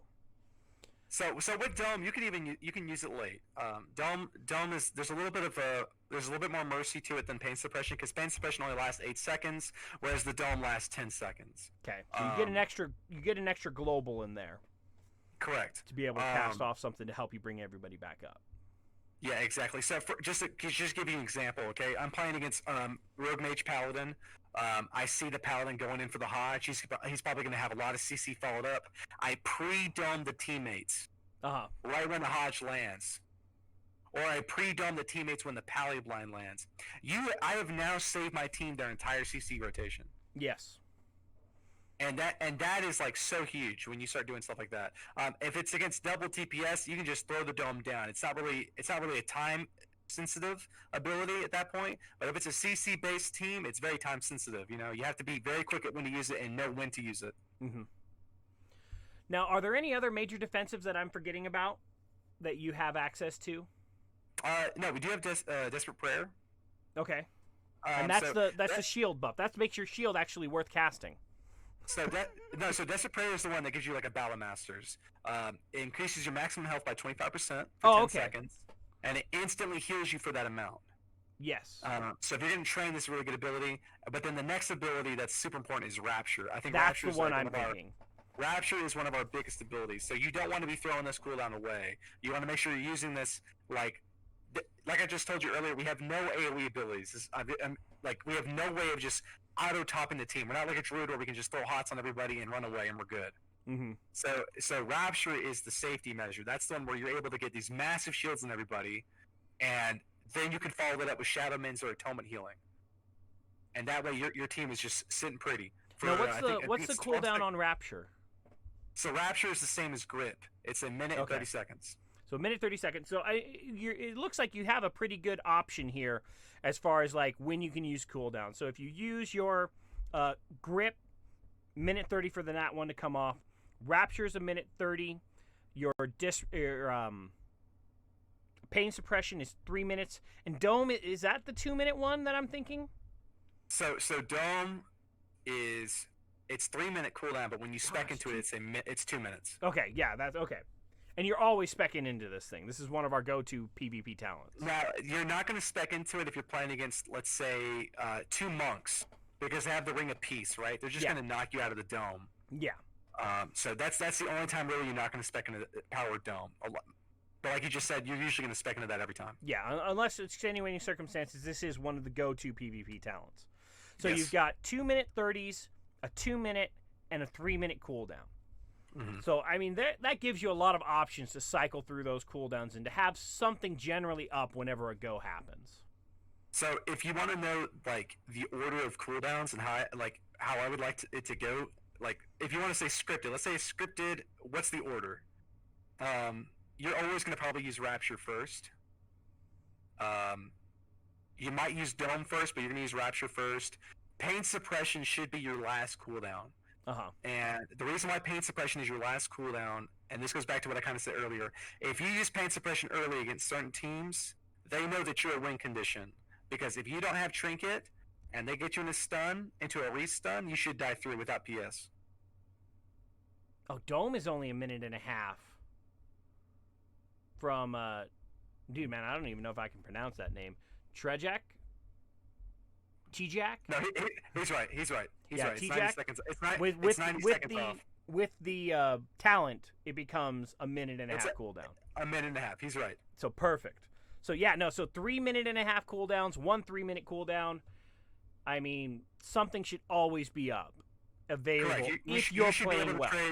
You should be able to trade your cooldowns every time with the situation. Every 30 seconds, you should have a cooldown coming up ready to use, in theory. And then pain suppression is that one that you're holding on to for yourself, because that's one you can use. You can use when you're stunned, correct? Correct. You use when you're stunned. Now, pain suppression, you can, like I said, you can use on anybody. It doesn't matter when you use it. You just got to be wary if you do use it earlier than like mid game is when you might want to use pain suppression, because if you start using that early and it's a team that can go you, like I said, they do see a win condition in you. But if you are using it before a CC chain, it's still a good ability. You know, you're still saving your teammates of using any kind of a cooldown when you're in the crowd control. Yeah, no, and that's where the reason why pain suppression is so good is that you can use it on yourself while you're stunned. Correct. And that is just the huge part that makes you safe in order to pursue and go out and help your teammates. So as soon as you use that, you definitely have to change your play style a little bit and play a little bit more defensively, making sure that you don't expose yourself too much. Yep. This is where you want to adapt mid-game. If you know that they can go you start adapting how you're positioning, because if you're just playing the same way, then they're going to start looking at you more often. Especially once pain suppression's popped, your safety net is very diminished at that point. Now, we do have a couple of, like Shining Force and Psychic Scream, these are things that can be used both offense and defense.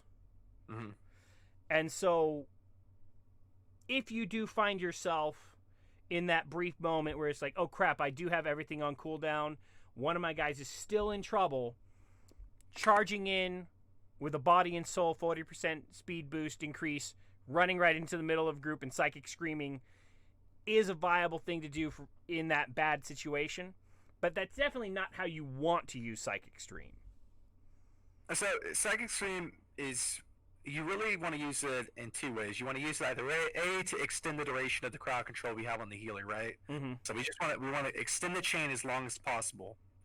And the other way you want to use it is, if you want to go a healer, you want to try to get your fear on both of the enemy teammates, right? So let's say it's a DH Windwalker, for example, and our Shaman healer.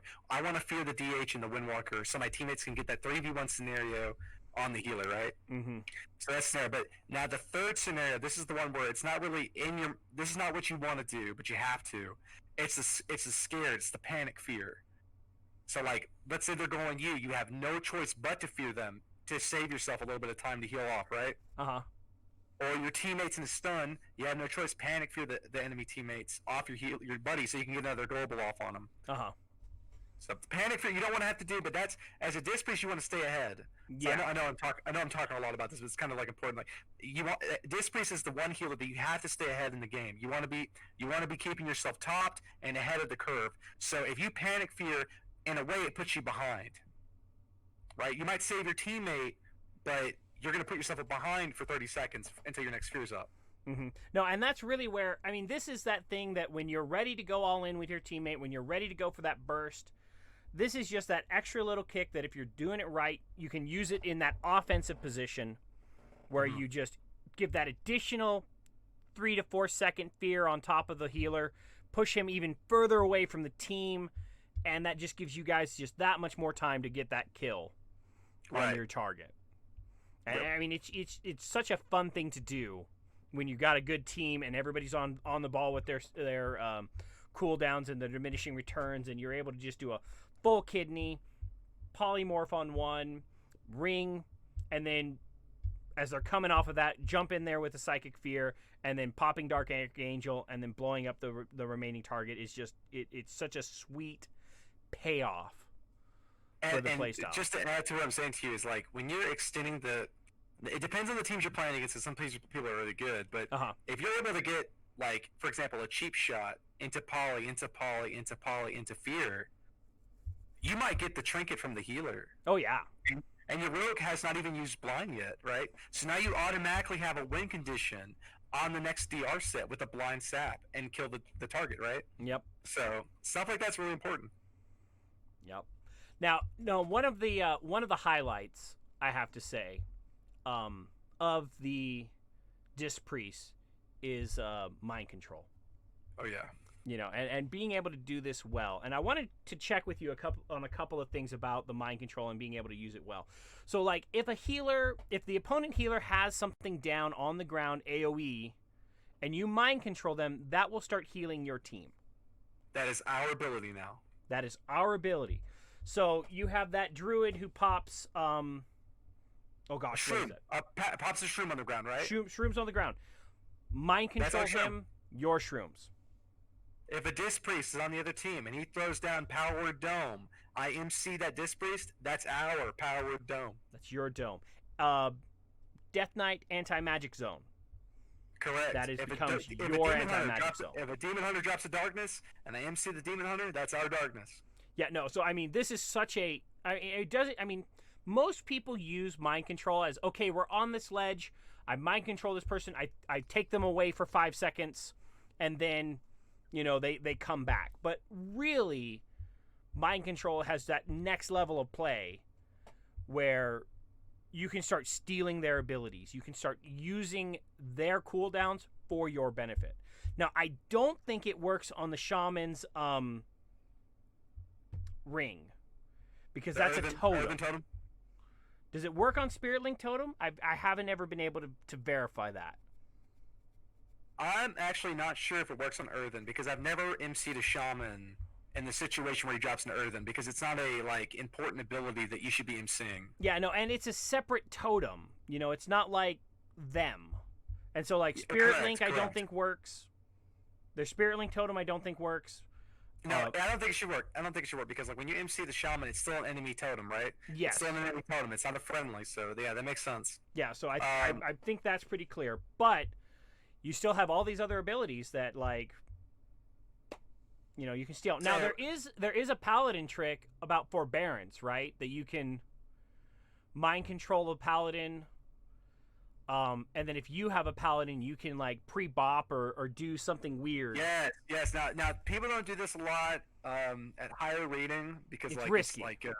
It's really risky. But if you MC a ret and you have a paladin on your team and he bops, that he just uses bop on that ret. We just won the game basically because he's now on forbearance and we can just go off on him. He's got no safety net. He's got no bubble. Yeah, we've eliminated his bubble. Lay on hands is off the table for a few seconds. It's just okay. So I'll tell you this though. What I think is even better than what you just said about MC. The most important thing about mind control is mind controlling the abilities of use. So what I'm going to go into this is let's say you have an enemy target in kidney. Your rogue is running to blind the healer. You automatically start casting mind control. You land the mind control the same time that the blind lands on the healer. The healer a lot of times will insta trinket the blind, right? So that healer is going to trinket and try to iron bark or cocoon that target that you just MC'd. So now he just iron barked himself. Ooh. Now he just cocooned himself. So being able to preempt the cooldown. Yeah, preempt the cooldown. When you have the muscle memory down and the timers down of when things are going on blind and kidney and all that stuff, if you start MCing consistently, and I've noticed it myself, I've MC'd a ton of abilities. Heck, even the Voodoo Totem, the revitalizing Voodoo Totem. Yeah. If you MC that and he does it to himself, that's huge. Oh yeah. No, that is definitely something that's even the third level of denial there. To me, that's the top level. When you start MCing abilities, you just won the game. To me, you've just won the game. You've just destroyed they have no safety net. They have to use so many more cooldowns because of that. Yeah. No, and definitely, I mean, MC is just such a fun ability because, like Druid Cyclone, Mm-hmm. it prevents the team from being able to pursue defensive cooldowns or healing on the person that you MC'd. Yep. You know, so if for some reason you guys are in the middle of a go and suddenly one of your guys gets stunned, but the guy's really freaking low, you can cast that MC, and then the stun that on your guy can pass, and they get no healing on that character, and so you're able to just immediately jump back into the fight as if nothing had happened. And the two other things I want to mention is like when you Vitality Conduit a target, and then MC the person that he just Vitality Conduit, he's not getting any healing now from Vitality. So if a druid puts a bunch of dots on somebody, a bunch of hots on somebody, and you MC them, those hots are not ticking on him. No, the hots are still ticking. Okay, so They'll the still hots work. would still be ticking. They'll still work, but the Vitality Conduit doesn't work. So Vitality Conduit, how that works, right, is it takes healing from your teammates, right? Okay. But it's kind of like a prayer of mending. You know, like how that works. Yeah, like, yeah. When someone takes damage, it splits the next guy, right? So Vitality Conduit now, like that's not your teammate, right? Because I'm seeing it. So now Vitality Conduit goes off of him. It goes on to his other teammates. So there's only them two getting it, and the guy that's getting MC no longer benefits from the Vitality Conduit. Sweet. And then my second thing about MC, which is awesome, is like let's say your mage throws a ring of frost around the healer, but he missed him. Uh-huh. You MC him, put him in the ring. So good. It is so good. Because now it's like your mage never missed the CC, right? It's like Yep. you're keeping it going. No, that's excellent. That's excellent. Yeah, I love that ability. It's probably one of my favorite. No, World of and Warcraft abilities in really, Disc Priest, gosh, I really do love the playstyle of Disc Priest because it just has so many tools available to it that really do make it just incredibly fun. Incredibly fun. The only problem that I have is just like, and it's really a hard thing to balance, so I'm not going to knock Blizzard too much for this, but there's been situations where Disc Priest healing has been really, their atonement healing has been really good off of the damage that they're doing, and it really does just break them. You know, when they're doing as much healing as other classes are doing, and you get all the DPS on top of that, I mean, it's very fun. Very fun. But broken a little bit. It breaks them. And so Blizzard has constantly been playing with these, how much percentage healing should they get versus how much damage are they doing? And they every now and then they get it right, but then the next level of gear comes out and then your damage increases. They're and then broken again. Yeah, they're broken again. And so it's just like, ugh. And this is why I actually want to make this comment about this. If you've noticed, you don't see a lot of Disc Priests in tournaments. No. You don't see a lot of Disc Priests at the top of the ladder. Like now, don't get me wrong, this season we have, but typically a Disc Priest is not on the top of the ladder. And this is why. This is why, because like it's one of those classes that Blizzard just keeps changing all the time, you know? Yeah. I mean, because the playstyle is just incredibly fun. But because of the damage and healing combination, it really does make it hard to balance in the PvP. You got to keep it balanced, man. You got to keep it balanced. So I agree with you 100% on that. And it's just, I mean, it's hard to do. Hard to do. All right, so essences. Okay. So in twos. Okay, so I'm going to tell you this. So you remember how I told you earlier that I loved taking Schism back in the day? Yep. I loved taking Flame back in the day. A lot of times we didn't take Vitality Conduit. Back in Season 3. Like now you take Vitality Conduit almost every game in threes. Even with the nerf. Even with the nerf. You're taking it regardless. It's just too good. It's too good to not take. But back in Season 3, I loved taking Flame, like Crucible Flame as my major. Because it's just so much more fun. You know, it's so much fun when you start popping off. Yeah. And it's benefited from your Schism, right? So it was really good. And it benefited from Schism, and it procced your atonement. I'm not entirely sure on that. If it did back then, I don't know if it did. I'm not sure. I never like looked in my details and tested that. So if it did proc on atonement, that's even more broken than what I'm telling you. But it was just so much fun because I thought it literally you could solo healers. You could solo healers with a rogue, like just by yourself. But nowadays you're only going to see me run Flame Major in twos. But in threes, we're always running Vitality Conduit, Conflict and Strife, and Spirit and Preservation. Okay. The fourth essence in your list is really up to you. You can pay Crucible Flame to do a little bit extra damage from a debuff. Mm-hmm. You can do Formless Void, which is really good for atonement healing because this gives you more intellect. Every time someone procs a essence, you're getting you know what I'm saying? You're gaining more damage. You're getting 726 intellect and 109 haste for 20 seconds, right? Yeah. And that's awesome. And then if you're playing against like a DH, right, that's mana burning you, you can run Ever Rising Tide or Memory of Lucid Dreams. Mm-hmm. But if you ask me what my favorite fourth choice would be, it'd be Artifice of Time.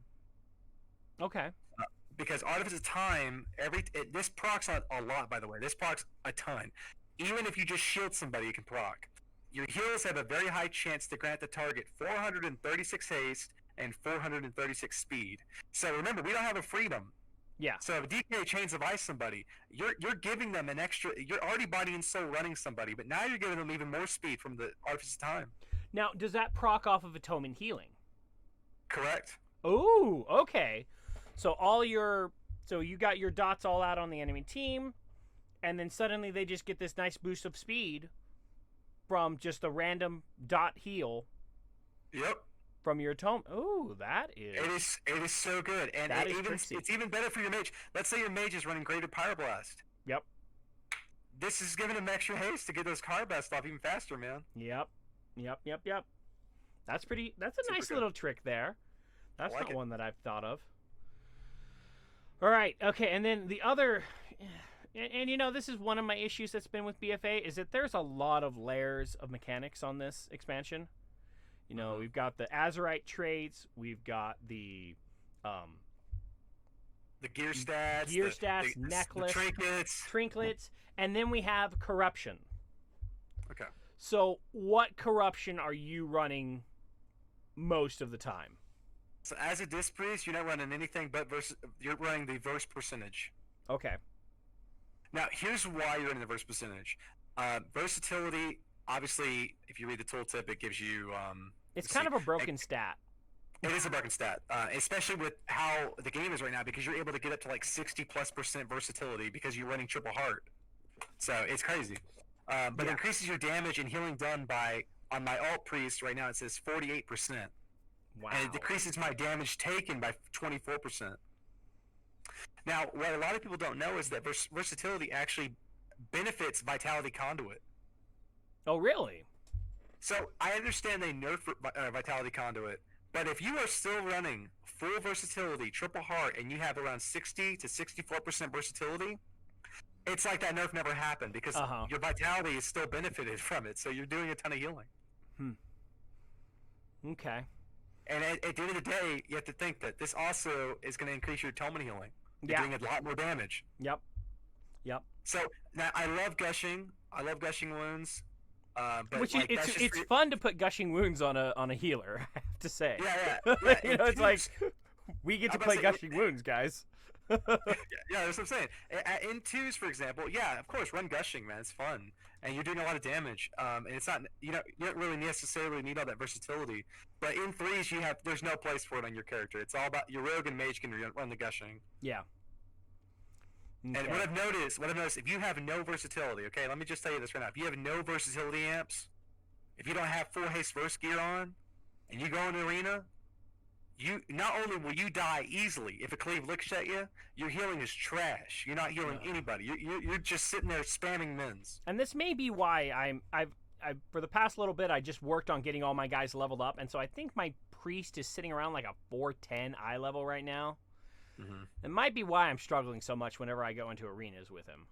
Yeah, and it sucks because there's such a barrier to entry, you know? Yeah. And Blizzard has made it to where there's such a, like, obviously I'm really excited for Shadowlands. We already know there's a vendor coming out, so it's going to be looking a lot better than it ever has been, at least back to like Legion and WoD. Yeah. But in this situation, there's such a barrier to entry, so like you can't just get a level 120 and go play. Yes. Because if you go in arena right now, you can play against the worst players in the game and they'll stomp you because you have nothing. Yeah. Well, anyway, and then so what stats are you looking for? So obviously, apparently, versatility is very high on your stats as far as gearing as far as in the gearing process. So haste versus your main stats. This is best of slot. You want Okay. to always be haste verse. Now you can run some verse mastery pieces. Like for example, on Carapace, if you do mythic, Carapace drops Carapace drops legs at a 485 versatility mastery. Uh-huh. So you'll want those. But genuinely, you're going to run haste verse. And the reason why you don't run mastery is because, like I said, shields just break instantly, man. There's mastery. You just don't get no benefit from it as much. Yeah. Like you just want to have a baseline of 20% mastery or a little over 20%. You're good. Unless Rapture's up, shield doesn't do much more than just put atonement onto the target. Correct. Yeah. So, yeah. Okay. Anything else that you want to talk about as far as like your personal, like your setup, your character that you're running with for your Disc Priest? Not much. I mean, we pretty much covered everything. I feel like as far as like what needs to be taken and everything.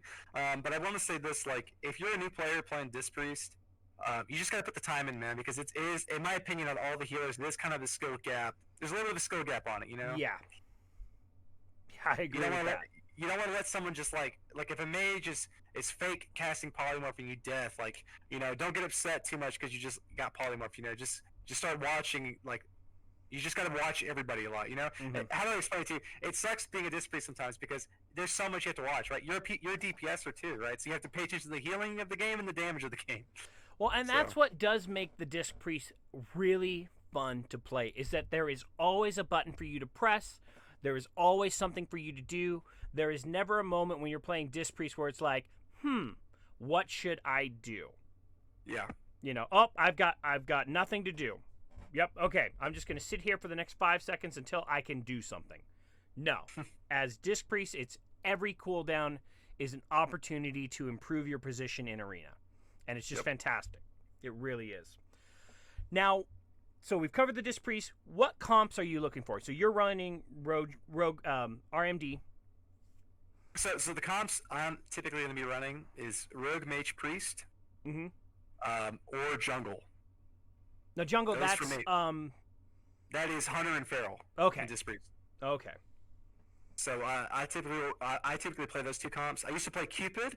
Cupid is Hunter Ret Disc Priest, but lately Cupid has not been as good as it has been in predecessing seasons, right? So right now you're gonna see me playing Rogue Mage Priest and Jungle. And I think Rogue Mage Priest, honestly, is, you know, it's been around since day one. You know, it's it's always been a staple of the PvP community. Now, as far as your playstyle in that, you're going in to assist your goes. Yep. Okay. Now, how does that? You are here to supplement the go by either extending the CC or controlling the other teammates to stop them, controlling the enemy guys to stop them from stopping your guys from extending the CC. Okay. And then as far as in Jungle, do you play that any differently? So as Jungle, since you don't have a mage that can spam cast Polymorph, you don't really play it necessarily differently as far as the mechanics of the game, but your positioning in the game is what's more important as Jungle, because you don't have a team that can just like spam cast Polymorph to stop yourself from getting CC'd, right? So that's why positioning in Jungle is way more important for you. Like, in my opinion, is because you're the only one casting. So like all the kicks are into you as in Jungle. Yep, very true. So Jungle is more of a, like, Rogue Mage Priest is a lot more fun in my opinion, but Jungle is more skill on you. You have to play better in Jungle, in my opinion, than you do as Rogue Mage Priest. So if you're looking to improve your skill really, really quickly, and hopefully you don't drive your fellow teammates crazy, Jungle is the way to go. Yep. And anything that you learn in Jungle sounds like translates directly back into RMD. And it's a more forgiving comp to play. Yeah, Rogue Mage Priest is a lot more forgiving, and at the same time a lot more punishing. Because, like, you know what I'm saying? Like, every DR is super important as Rogue Mage Priest, right? So if you mess up a DR, you know, it's just like your teammates are going to get upset with you, but that's going to happen sometimes, man. So you get, like, really good synergy.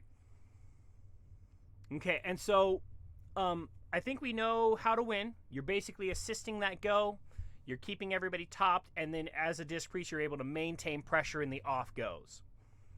And that's how you win. Is you hit them hard, you maintain a little bit of pressure, you hit them hard. You come out the gates running, man. You come out the gates running, put them in a kidney shot, and go to town. So, Garrasar, Welcome to. I see Jairosar just joined the chat. You have no idea. You have no idea, my friend. Anyway, I can't wait for y'all to talk about this. yeah, no, this will be very interesting. All right, now the ever important question for because we do like to go very technical on these things. For the people who aren't playing Disc Priest and are struggling against the class, how do you lock down Disc Priest and kill them? Well, you'll never kill me.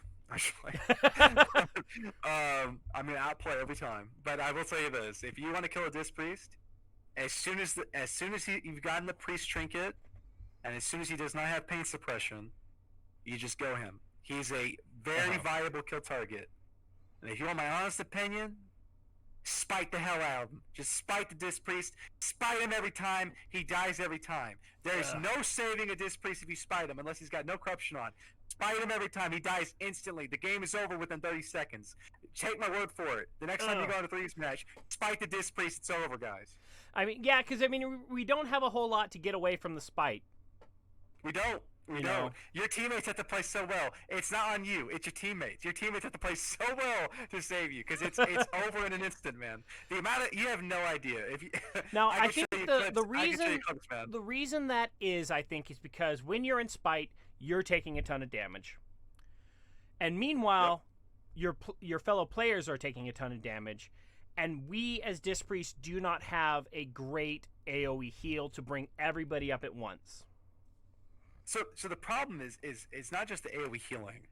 It's that since we can't get out of the spite and we're stuck, if you have full corruption on, let's say you have full corruption, right? Like you're at 39 total corruption, right? You're not at 40, but you're at 39.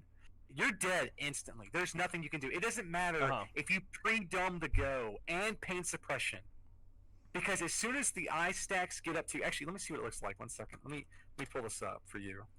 Okay, as soon as you have a Thing from Beyond proccing, and you have, let's say, 40 stacks of spike corruption, you're not even healing yourself anymore. Your heals aren't even doing anything. So you just die instantly. There's like, literally, all your abilities are wasted. All your abilities are wasted. You're not saving yourself at all. That's just such a downer. And it hurts, man. It hurts so much. All right, so on that topic of the pain that it is to be a Disc Priest in these modern times, what if given the opportunity to sit down with Swolinka? I miss him. Swolinka. Yeah, Swolinka. Guy's ripped. He's jacked. Swolinka. He's just great guy. I've had a couple conversations with him. Awesome dude. What's the one thing you would change if he came to you and said, hey, on the table, anything, what do you want with Disc Priest? Now, I already have one, so I'll give you a minute to think. I'll let you go. And that is a 1-to-1 ratio of damage to healing. That's the thing I would change. I want a 1-to-1 ratio damage to healing, so that it doesn't matter which one I'm doing. If I'm dealing damage, I'm doing great heals, and it just utterly breaks the class, and I'll enjoy myself, and everyone else will suffer. Okay. Now, if I have two things I'd like to say.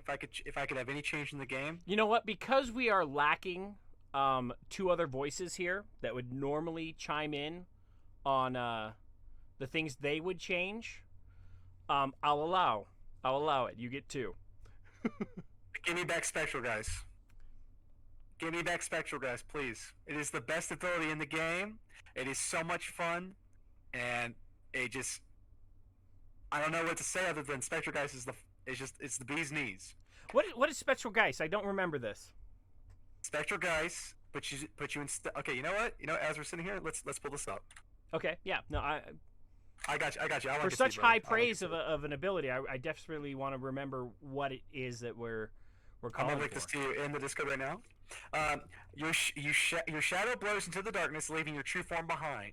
As a shadow, you are stealth but remain in combat. Last 6 seconds or until your true form is hit. So what that means is, like, when I Spectral Guys, my player is still there, but I'm still walking. It's like I'm a rogue in stealth chasing something, right? So that Spectral Guys can eat a trap. Like if I Spectral Geist and a hunter throws a trap at me, the Spectral Geist will eat the trap, and I'm still in stealth. Yep. So just an example of some cool stuff you can do with this, especially like chasing a healer. He doesn't know where you are, and you get a free fear because he, you know what I'm saying? Just stuff like that. It's really cool. No, that's definitely an ability that can have a lot of fun with. I love that ability. Okay, so and if you could have anything, I just want Priest to be how it was in Mr. Pandaria. Give me back how Priest was in Mr. Pandaria. If I could play Holy, I don't like how Holy Priest is right now because it's greater heal spamming. But if you played Mr. Pandaria Priest in general, it's just so much fun. So you would rather eliminate the whole damage and healing atonement style and go back to Put me in Mr. Pandaria. Throw me back 5 years or 6 years, however many years it was. Throw me back, baby, right now. Who I am right now, throw me back. I will have the most fun ever. All right. Okay. Well, that is Disc Priest in a nutshell. So let's go ahead and move on to the WoW PvP news. All right! Who ordered up an extra large can of whoop ass? All right. So in the PvP news, as I move my windows around so I can see it again. All right. So there was a bunch of hot fixes. Links are found in the show notes. There were definitely some Warlock nerfs, tank trinket nerfs, why PvE trinkets are allowed in PvP, I don't know. I don't want them there. Get rid of them. Vitality Conduit nerf, which we kind of already covered. Inevitable Truth no longer works on Trinket CD. Thank goodness for that. Yeah. Reverted recent changes how Inevitable Truth interacts with Fist of Justice for Holy and Prot Pallies. I haven't been playing one of those, so I'm not entirely sure how that works anyway. So I'll give it to you a little bit. I play Holy Paladin a bit now, too, because, like I told you, I'm trying to be in tournaments a lot more. Yep.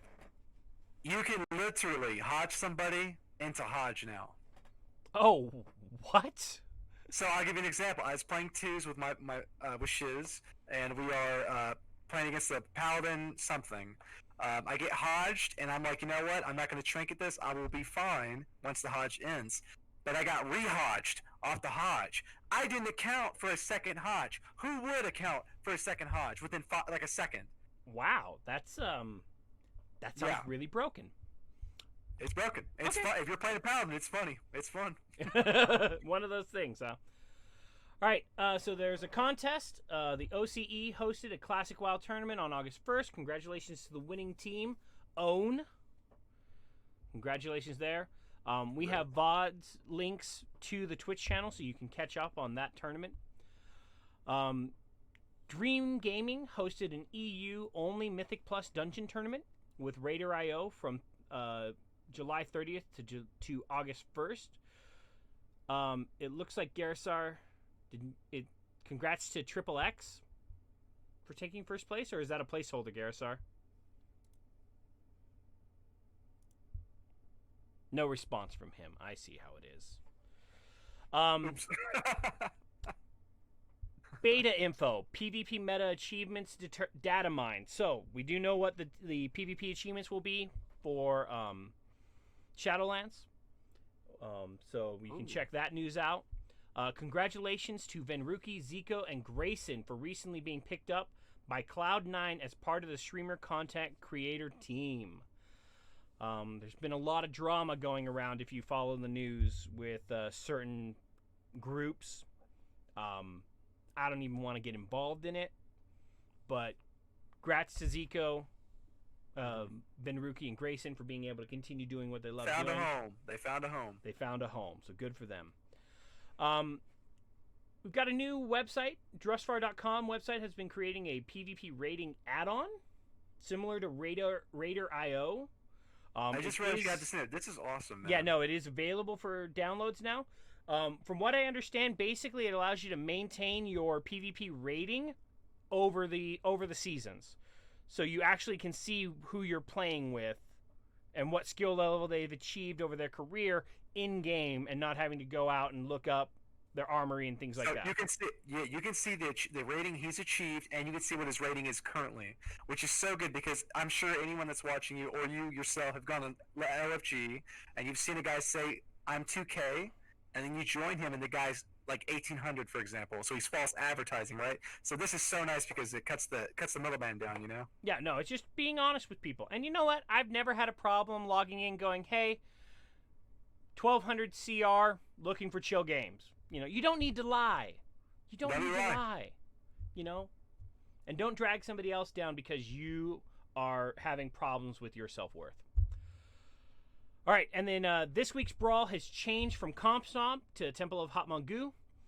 Due to issues with Comp Stomp will not be returning again until Shadowlands. So that's that. All right. Okay. So that's a show. Rapids, any shout-outs or people you'd like to... So, honestly, like, I quit the game back in Sinister Seasons for a short amount of time. I started focusing on Brazilian Jiu-Jitsu for a while, and I, like, came right back into the game, Notorious Gladiator season. I started hitting the ground running, and I want to thank my teammates Shiz and Hansla, because, like, honestly, I'm more in love with World of Warcraft. I am more in love with World of Warcraft right now than I have ever been, and I want to thank my teammates for that, because, like, I wouldn't still be playing this game if it wasn't for them. That's awesome. So speaking of the Arena IO, what I'll kind of call it, one of our Twitch people have notified me that he's actually 6K on African servers. So I mean, it's true. Yeah, I saw it on the internet. That's what he posted in Looking for Group. You know, that's insane. And the internet doesn't lie, right? It does not. Internet does not lie. So I'd like to give a shout out to all of our Patreons who help support Technically PvP and the Warcraft Radio Network. Thank you so much for what you do. I can't find my hat. It's gone, so Windstead will not be joining us this evening to offer you thanks. Again, thank you, Rapids, for your willingness to endure the insanity that this was. Thank all of our Twitch watchers for your willingness to endure this insanity. Garrison, Andelin, I hate you both. Come back to me, please. I'm desperate for your help to make this work. How I got stuck here all by myself, I don't know. Anyway, so thank you guys so much. Rapids, if there's anybody who wants to be able to ask you a question directly or get a hold of you for some games, what's a good place for them to look you up on? So aside from finding me in-game, you can find me on twitch.tv/OItsRapids, which is just OHITS Rapids. If you want to find me on Twitter, you can find me on twitter.com/EthanWilliams94. Awesome. All right. And then, hey, can you guys list off to our listeners where you can reach us? And this is where Andelin and I would jump in and Garrison would close it out, but I find myself utterly alone. Anyway, so thank you guys again. You can visit so here we go. You can visit the Warcraft Radio website to find more about us and many other great shows at warcraftradio.com. You can contact us directly with a tweet to technicallypvp or an email at technicallypvp@gmail.com. And then you can also join us in our discussions on the Warcraft Radio Discord. Links will be found in the show notes. Thank you guys for listening. Thank you for your patience and your endurance to power through this with us. And we'll catch you all later. And thank you so much for having me on. Oh, Rapids, it was an absolute pleasure. And I don't know who else could have endured this with us. So, we'll see you next time.